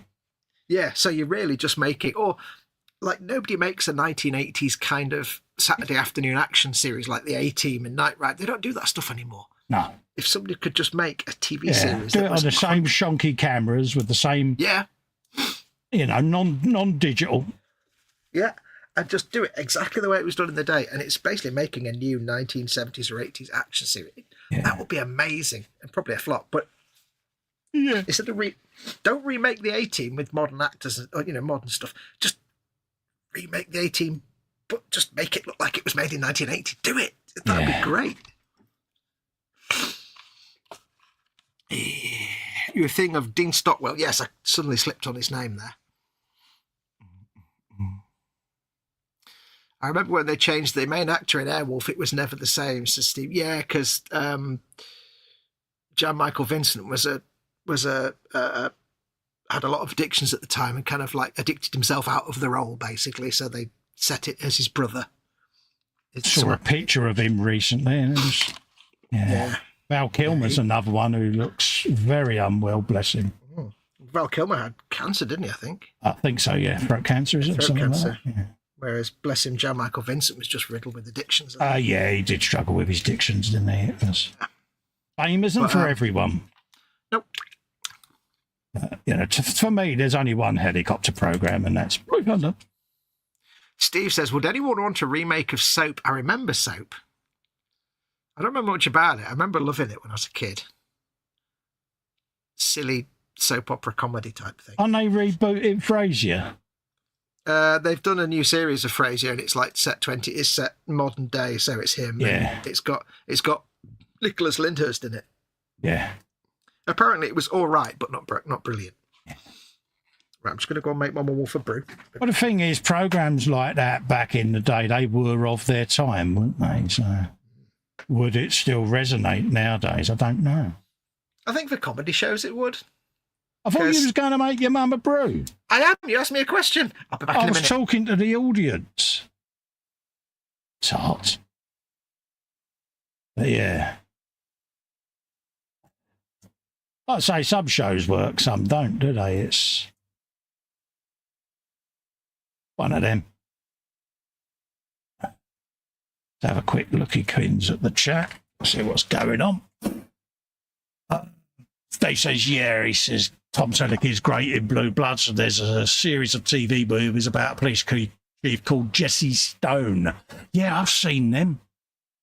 Yeah, they're good. The Axel F movie, it was okay, but some of the really original cast really should not have been dusted off for it. Yeah, again, it's been done to death, though, isn't it? The old Beverly Hills Cop genre. It's in danger of becoming a bit like the Freddy Krueger films, isn't it? Nightmare on Elm Street, number 135. Yeah, Freddy Krueger's taking his milk bottles out. Bill says most of YouTube videos look like they were made in 1980. He said, unfortunately, that's not intentional. That's a good shout. Floella says he'd like to see either a movie or a TV series remake of Street Hawk. Yeah, that was one of those that launched in a fanfare, didn't it? And then massively disappeared all of a sudden. And the concept worked, I thought, because like you say, you'd had Knight Rider, the car-based type ones, and Street Hawk was the motorcycle one, wasn't it? Who remembers that infamous Simon McCorkindale TV series from the 70s or 80s even, called Manimal? You remember that one? Basically, this guy would transform into like a Black Panther, a lion, or whatever. It was like, Saturday night prime time entertainment after the A-Team had gone. And it was not the greatest. But I think that only had one or maybe two seasons, but Manimal, what a show.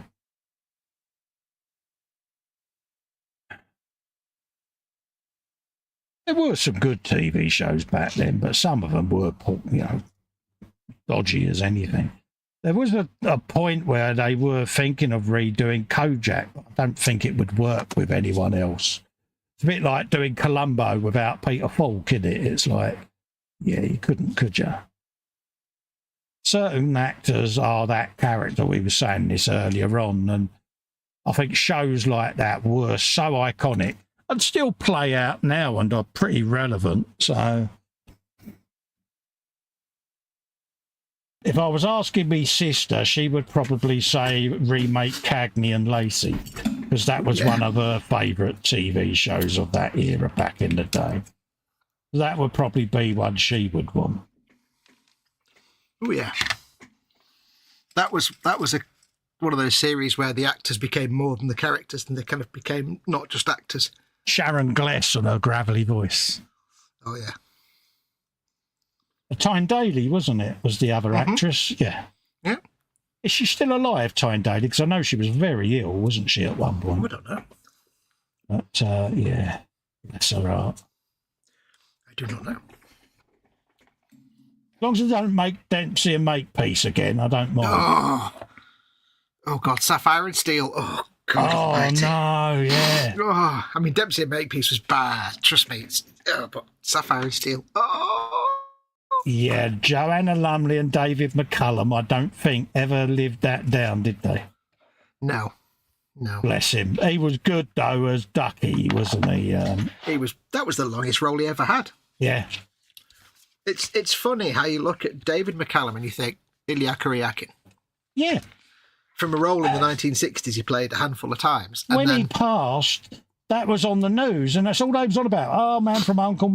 It's like, you're not even mentioning the Ducky character at all. That he did for like 18 years. Yeah, so, one of his longest roles, and it didn't even get a sniff. No. I suppose more old people probably know him as that rather than NCIS. Well, I think it was the programme that shot him to fame, wasn't it? Yeah. And that's what people tend to remember, isn't it? Is their breakthrough roles. And yeah, I thought he was brilliant as Ducky. I thought that was a great character. Oh, and again, God, he was absolutely awesome. Could you imagine anyone else playing that role? No, absolutely not. Nope. I like the fact, the thing I appreciated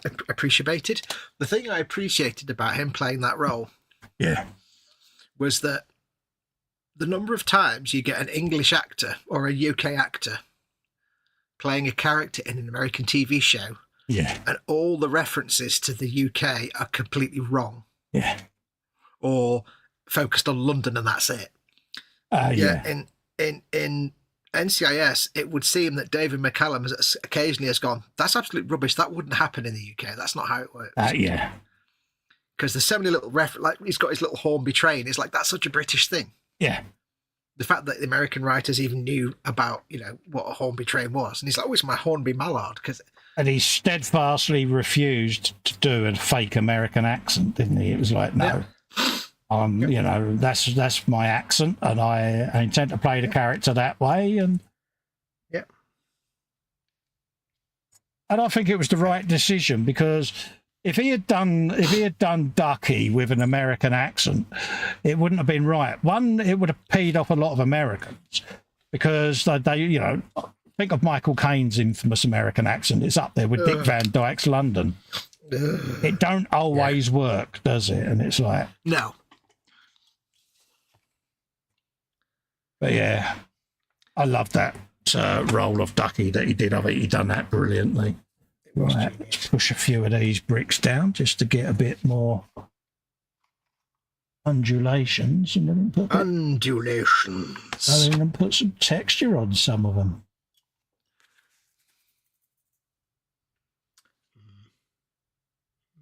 Desperately trying not to get a pattern, so spin it round, Carl. Go the opposite way so that you can't then get a pattern forming.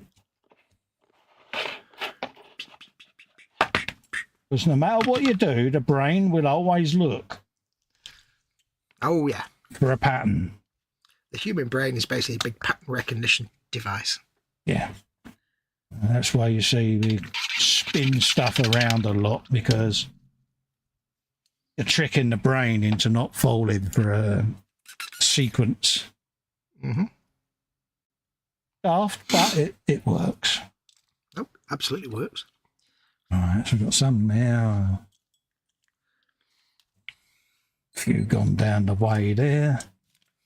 And we can get our ball of texture and then get my stippling brush out and then go around and do some individuals. Ball of texture. Ball of texture is literally a rolled up ball of tinfoil, folks. That's all it is. Yep. But it gives you a wonderful stippled brick texture that dry it. No matter what you do, you know, it gives you that really beautiful little stippling. See it? Yeah, just random natural texture. Yeah. And that is literally wonderful. Yep. It's amazing what you can do with a bit of tinfoil. Yeah.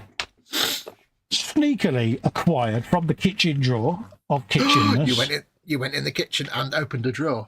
Yeah, and I stole some of the wife's foil. Oh, I've just confessed to a crime, and I. Yeah, everybody's now written that down and is writing down the time code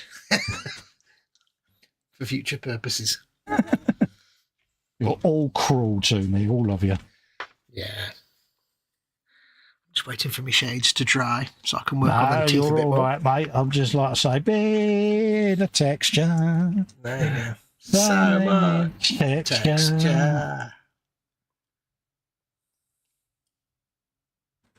And then, see, with a bit of stick, you can roll it around and start getting some gradient in the road as well, where the ground underneath is subsiding. And yeah, get your depressions. Yeah, so you end up getting that little fluctuation in the stones where it just starts rolling them down, and that's what I mean.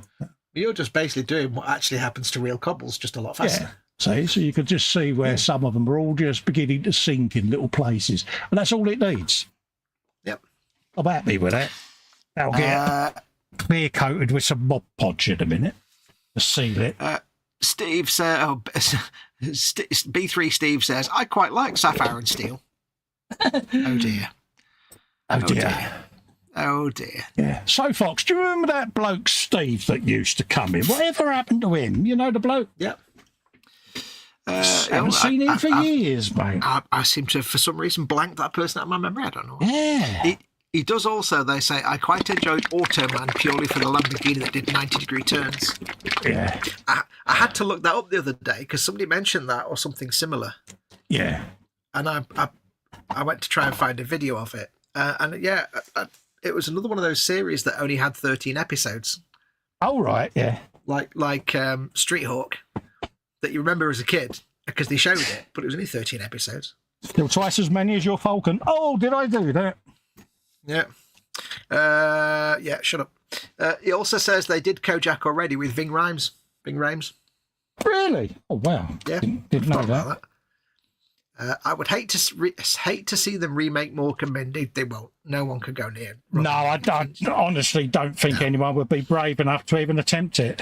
They wouldn't even bother. It's like not even worth it. Steve says, how about a remake of Happy Days? How about not? Because that was terrible. Yeah. I was thinking about Happy Days the other day for some reason. It was like... Wasn't that Henry Winkler, Ron Howard, and... yeah. Yeah. The Fonz. Yeah. Was it The Fonz? Yeah. Is that the one? Yeah. 1950s Americana. Yeah, it wasn't. You watch it back and you're like, oh, no. Yeah. Tyne Daly is still alive, says Floella. Oh, right. Yeah, oh, good. Glad to hear it. Scale Model and Chaos says David McCallum starred in Colditz with NCIS alumni Robert Wagner. That was it, Colditz. Yeah. Yep. Can you imagine a remake of The Waltons or Little House on the Prairie? Oh my God! Yeah. I don't think they'd fly nowadays. I used to watch both. No, I don't think they would either. You know, used to have that, the High Chaparral, wouldn't it? Yeah, I mean, Western was stuff. That Night Billy, Jim Bob, and all of that? Like, wasn't it Night Bar, Night Bar? The Walton family. Yeah, I used to that was it. Yeah, as a kid, I used to watch the Waltons. Harmless TV shows, weren't they? Yeah, I think the Waltons is people would be bored. Because I don't think that kind of thing would work anymore. If there's not all like sex dramas and violence, and it's like soap operas. It's all just sex and stuff nowadays. I don't think the modern viewer would entertain it, would they? Nah. Just don't think it would be their thing, mate. Nah. Some things just wouldn't translate well to a modern audience. For some reason, I'm getting memories of watching The Sullivans. That was it. I was trying to think of that recently. Do you remember The Sullivans? Yeah. Good old Australian 1940s, 1950s set. I think, was it just after World War II, wasn't it? Yeah, The Sullivans. Yeah. Country practice. Or was it during World War II? Didn't one of them go off to fight? Yeah. Yeah, I'm sure it might have been the mid-40s or early 40s. Because I'm sure there was a military edge to it, wasn't there, where some of them were pilots or whatever, weren't they? I was clearly an odd child because in the 80s when I was in my early to late teens. Oh, you're not that adult, so... Well, I used to like watching things like Country Practice. Yeah. And Young Doctors. I don't know why. Because it was Australian. It was cool, I guess. There was another one, but I can't remember what the other one was. I think the Country Practice was the one that had Esme. Trying to think. There were Flying Doctors. The Young Doctors that had Paul from Neighbours. Yeah, that was it. Yeah, Stefan something, wasn't it? His name. Oh no, not Paul. I mean the one that was the director of NCIS in season 1. Oh yeah, Alan Dale. Yeah, he was in it. Jim Robinson, wasn't it? Yeah, that's the one. Yeah, Jim Robinson. Yeah, Paul was Stefan Dennis, wasn't it? Yeah. Damn, why am I remembering these names? Yeah, there was the Sullivans. I dabble with, because I used to watch Neighbours. I don't know why. I used to watch Neighbours as a teenager because it was I think the first real Australian soap that we ever got over here. Yeah. And it was a year behind, so it became a big cultural thing. So I used to watch Neighbours. I didn't like Home and Away. Yeah. And this is the only time I ever used to watch soap operas, and I wouldn't touch with the barge pole. Yeah. And there was another one. I can't remember what it was. Family something. Family? No. Sons and Daughters. Yeah, I didn't like that very much. There's a part of me that would love to see Mark Ruffalo equal Bruce Banner in the Avengers. Yeah. Yeah, because he's a good Hulk. He is actually a good Hulk. Plus Son of Columbo, but there's a bigger part that says, "Shut up, Steve. Columbo is sacred." Yeah, he would do a good Columbo. Yeah, because Peter Falk is Columbo, isn't he? It's just that. He's another one of those actors that he's like Rumpole. No one else can play. Oh Rumpole. Yeah. No one else can play. Yeah. Columbo. Another Australian show, Chopper Squad, says Steve. I don't really remember that one. Yeah, I've heard of that one. Bill says, Sullivan's was on TV at the lunchtime when I went home for lunch at school. I knew it was time to get back to school as soon as it finished. Crown Court. Do you remember that? Oh, yeah. Crown Court was your I'm pretending to be sick television. Yeah. Oh, yeah. Every Friday, The Verdict. Mum, I don't want to go back to school. It's The Verdict. Yeah. To me, it's always associated with a bottle of Lucozade because you pretend to be sick, so your mum will give you a bottle of Lucozade. Oh, the Lucozade bottle that come in that orange film. Yeah. Yeah. And you'd be watching Crown Court pretending to be sick with a bottle of Lucozade that you didn't really like. You'd be laid on the settee with your sheets and your blankets. Mum would bring you in some Lucozade. Oh. Yeah. Floella says, the Sullivans covered from September 39 to August 48. Yeah, so World War II period. My mum used to warm the Lucozade up so it wasn't hot.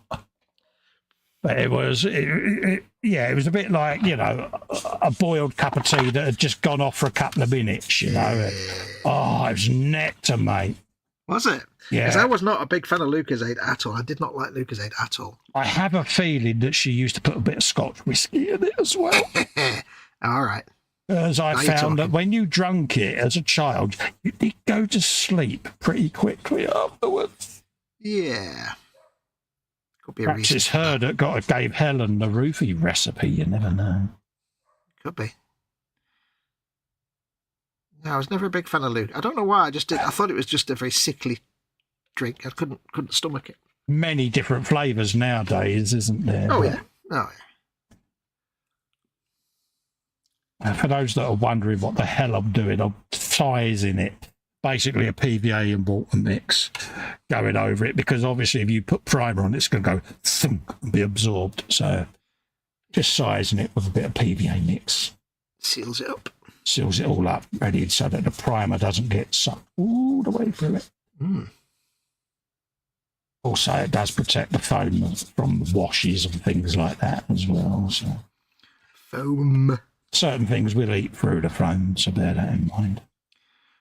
Did you know there's a company here up north? They make foam things. Oh, right, yeah. All your foam needs, and their company name is Sherlock Foams. Oh, brilliant. I love that. We used them for something once, and it was like, that's the best company name ever. Oh, Sherlock Foams.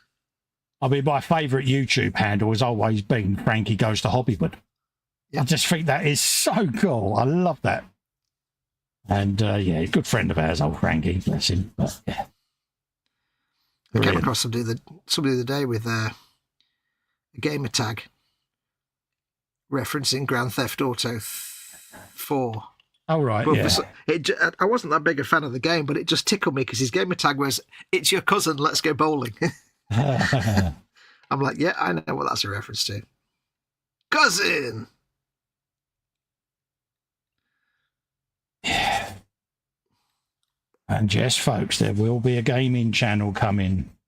I am launching a gaming YouTube channel where I keep me gaming separate from me model making. So it's currently going through its laying out and designing stage, and I'll do a couple of video game builds to just put on there for some content, and game streams will go out on that channel. So I will release all the details further on.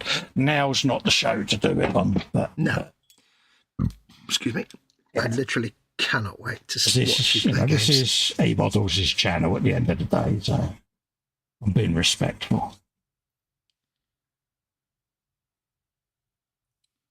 There you go.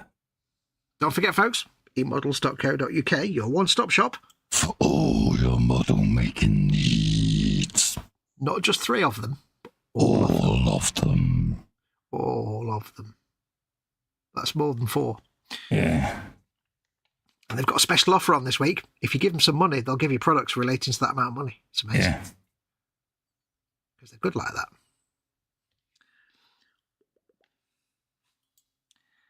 There you go.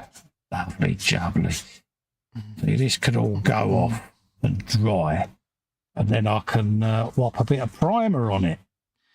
Whop your primer on it. So hopefully, like I say, it'll have a dry, you kids, on this for a few days, because obviously I'm slavering this on, and I want to put another coat on as well, just to pick up any bits that it might not have taken to, and then I'll airbrush primer over it, so that it gets in all the grooves of the stone. It'll be black primer that goes on it, because obviously that gets in all the grooves, creates a shadow. Mm-hmm. So that's why it'll be done in black primer, this.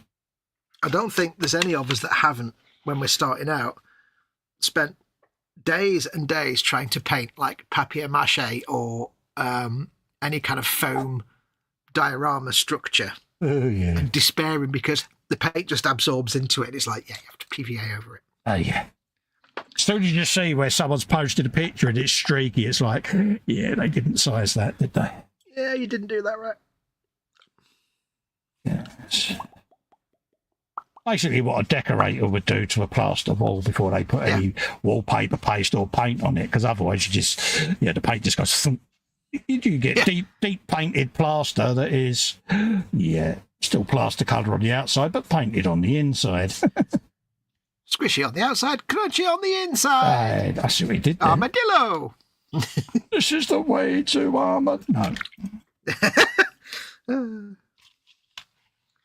No. Do. Have you stood up for a little bit? I am about to, mate. Good girl. Colin Fox playing a multiplayer game. Yeah. It's going to happen. Like I say, I don't want to go into too much detail today, because out of respect, this is a broadcast for eModels, and I don't really want to come over as promoting myself on their time. Yeah. I know that sounds a bit silly and they probably wouldn't mind, but it's just, I think it's right of me to do that. What are we up to? Steve says Skippy. Skippy, Yeah. bush kangaroo. Yeah, remember that. He used to say the same thing, didn't it, that kangaroo? It'd go, you mean to say that he's stuck in the ravine over by the creek? Don't know what that voice was. I won't do it again. Oh, I was just sitting back and enjoying the carnage. That's all right. I heard you trying to do your Deep Orson Welles voice earlier, and that was funny. Yeah, no, I can't do Orson Welles. The other Steve B3 says the best Oz show is, of course, Farscape. Correct. Oh. Farscape is very good. Okay. It gave us great swear words. Gave us great swear words like yachts. Yeah. Oh, yachts. Awkward silence. That means Festa doesn't know what it's all about. Yeah, but it's on your list though, isn't it? So you're good. Bill says something and then retracts it and then corrects the thing he said, but we don't know what he originally said. Oh no, I tried to make a gaming channel, but it turns out I'm rubbish at the games, says Bill. Nothing wrong with that. Don't let me convince you that I'm any good at them, mate, because I'm only a noob myself, mate. Yeah. When you're discussing your gaming channel, Red Rabbit says, I have a mighty need. So I think that's positive. Yeah, it's one of them. Again, a few people have reached out, and said, "Oh, when are you going to do your gaming stuff?" But and I didn't want it to overtake the modelling channel because I thought, well, I might as well just do a separate channel game on that. So that's what I'm going to do. We'll talk more about it on Friday if you want. Anyway. I'll go into more detail on the frolic. It's just, yeah. Pete and James probably wouldn't mind me talking like that, but I just think it's poor form if I'm talking in too much detail about it on eModels' live stream. Right, that's been sized. It's been sized. It's been weighed and measured and found. So, what have we got going on then? It's out where the cocktail sticks. Cock and the tail and stick and gefahren. Yeah, that's his stick. Purely and simply so that I can sketch out height. Might as well start mapping out this back wall, wouldn't I? Mapping out the back wall. Marcy's very quiet. What do you think she's painted apart from every wall with them pens? Yeah, yeah. She's sitting there. She's probably covered in pen marks all around her face and arms and everything. Oh, yeah, it's all around her fingers where she's rubbed her nose. She's got streaky nose. How many times do you reckon she's wrote Marcy was here on the wall? Does she have a pet? Oh, mate, she's got a pet zebra now, mate. She's got a Technicolor dog. There you go. Yeah, when she says she's going to stripe something, it's the pet dog that gets striped. Bobbin says, never have the words hello, John sounded as sinister as when uttered by Scorpius. Oh, yeah. Scorpius, creepy, creepy, creepy. Hello, John. So we want... Yachts. Do. Right, we want a implement of lead pencilness. What do we want? Scruffy McGruffy. When do we want him? Now. There's a Grange Hill reference for you. Right. I'm mostly sitting around letting shades dry tonight, but figure out that. So that's going to go there. So to the building. Steve says I'm off, guys. Bed is calling. Catch you all again soon. You take care, Steve. Always nice to see you, geezer. Yep. You know Thanks that. For coming in, buddy. I reckon about.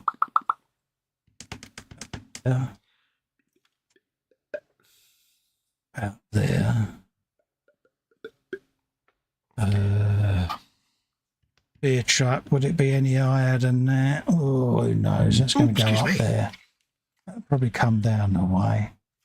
How high do we reckon this arch? Underneath the, I reckon around a stone. High enough for a coach and horses, if it's an old building. Yeah, beer truck is there. Coach and horses would be roughly that height. With the driver on, takes his head to there, so I'm about right. Yeah. It sounds really stupid, but it's kind of a logical thing for an old building. If it's an old, like, European building. Yeah, be coach and horses, and you need to remember that the driver of the horse sat higher than the withers of the horse, didn't he? You said withers. I like that word. It sounds It sounds like it's a rude thing, but it's not. Yeah. So a driver's head height would be there. The arch is going to have a keystone yay tool, so then the capstones will be roughly about there. So I was reasonably right. Yeah. Centre of the doors is going to be round about there. Done. Marked out, ready. Nice. In my little world, that's marked out ready. I've still got to sketch it yet. But... Steve B3 says, as much as I love John and Erin, they were a bit pants in Stargate 1. I like them in SG1. I like them. I thought they were quite good. I love the fact that you get 2 lead actors in a series that then go over to a new series and they use both lead actors, and there were references to it occasionally as well. So good. That's going to be the doors. I've got an absolute shed ton of them, so that'll be the doors. Yes, I nick these from my GP surgery whenever I go in. Oh, I still need to send you 500 coffee stirrers. Yeah, that'd be ideal, because I could use that for the planks on these gates, mate. Yeah, so I will sort that out. Yeah, I was going to send you up some milliput, wasn't I? You just keep trying. You're gonna, bless you. You keep trying, don't you? What else was I going to send you? I was going to send you something else. I can't remember what it was now. That big bag that's got Bank of England written all over it. Oh, I actually just says swag. Oh yeah, you got the stripy T-shirt, the little black mask, yeah. The little black mask, yeah, and the flat cap. Yeah. It's a vehicle, governor. All I need now is the Ford Zephyr, and we're sweet. Oh yeah. Big black Ford Zephyr. All right, let's mark that out for the pavement. Across there. The 1960s, if you drove a big black Ford Zephyr, you're either Caribbean or you're a criminal. Yeah, one of the two. Jaguar Mark II. Oh yeah, Mark II, if you're a posh crim. Yeah. I like Fargate SG1, says Bobbins. Yeah, that was good. Your granddad would go, these hoodlums. Hoodlums and yobbos. It's like great words of their generation. Talking of remaking stuff, have you seen, people in the audience, I think you have, Cole, I think we mentioned it in the chat, but have you seen the new Ford Capri? Oh, it's horrible. What an absolute travesty. Yeah, I am so disappointed. It's like, take everything about the Ford Capri. Yeah, and then kill it. Forget all that and just make an SUV. Yeah. Oh. The minute they said, it's going to be an SUV, I'm like... Not interested. Not interested. It's like, how can you take a 2-door fastback? Was it a fastback or a coupe? Yeah, it was coupe it was a hatchback, wasn't it? Fastback, yeah. Yeah. Take it like a 2-door coupe / fastback, a British equivalent of an American muscle car, and turn it into an SUV. It's like, you just... It was the poor British attempt at the Mustang, wasn't it? Yeah. It worked for a number of years because it had some beast engines in it, and then towards the end of its life, I had the 2.8 injection variant. So yeah, it was like really nice design, beastly great big engine, and moody British Leyland style production quality. It was like, you forever as a doorman heard people go, "You like to ride in my car, love? It's a Capri Gia." It still brings back memories. Yeah. But it's like, this new thing is just an abomination. Doesn't matter that it's electric. Don't care about that. You can get some amazing electric cars, but it's like, it's just a chunky, like Porsche Cayenne SUV style. Bleh. Yeah, it's really, really not right, is it? The only thing that makes it look anything like a Capri is that the back quarter light's kind of curved a little bit. It's like, really? Yeah. That's it? It's just, Ford, just take it and don't make it. Just destroy it. Yeah, it's the concept art is really a letdown. It's like, nah. Yeah. It's like re-making, I said to somebody the other day, it's like relaunching the E-Type Jaguar and making it into a people mover. Yeah. You'd be like, what? So disappointing, mate, isn't it? Yeah. Apparently, I was reading through Twitter and the internet, and basically the internet was just like, shut up, go home, Ford, you're drunk. Yeah. Nobody likes it. Yeah, it's proper minging, mate. Yeah. You certainly wouldn't catch Bodie and Doyle throwing themselves over the bonnet. Yeah. He says, when I was a wee lad back in the valleys, everyone I knew drove a Capri. We used to have convoys going down to Barry Island for the weekend. That's lovely. the valleys.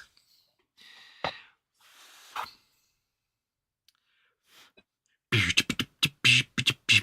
think I'm going to leave that blue as it is. Hopefully painting gold over it will enhance it. Hopefully. It's crossed. I'm sure Still it will. drying, though. All the enhancements. So many enhancements. Still drying. Keystones. I wish I could paint like the Games Workshop team though. Oh, it's beautiful paintwork. That's where a keystone would end. Okay, that'll work. Phew. Right, don't need any of that. Floweather says, I've just seen a photo of the new Capri with hubs that look like flower petals. Yeah, it's not a good look, is it? Put it this way, the only wheel hubs that are worse than those are on the Cybertruck, which are just garbage. But yeah, it's just the wheel. You know what those wheels remind me of the Capri? When you used to get a Matchbox toy that had like the black wheel with the silver printed hubcap moulded into it. Yeah. Oh, it's just not on, mate, is it? It's just maximum sadness. Yeah, it really is disappointing. Yeah. It's not good. Makes me very, very sad. Sad, makes me angry, mate. It's like, yeah. Everyone was so looking forward when they said, yeah, we're going to relaunch the Capri. We're like, yes. Yes. Every bloke's dream from that era. And then they come out with this concept and you're like, Jesus, is that? It's totally taken away everything. What Capri was. It's a bit like doing, rightio, we're going to re-release the Ford Mustang.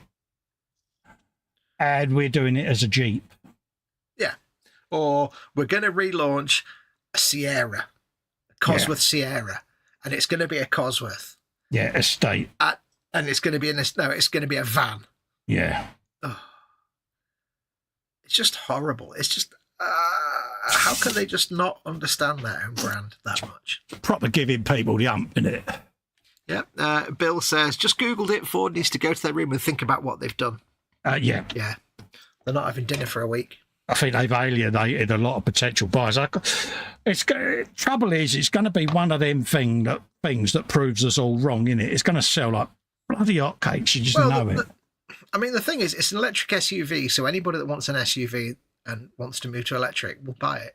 Yeah. So it will attract that part of the market. It's probably a good car, but it shouldn't have the name Capri on it. That's the thing. Shouldn't have called it a Capri, no.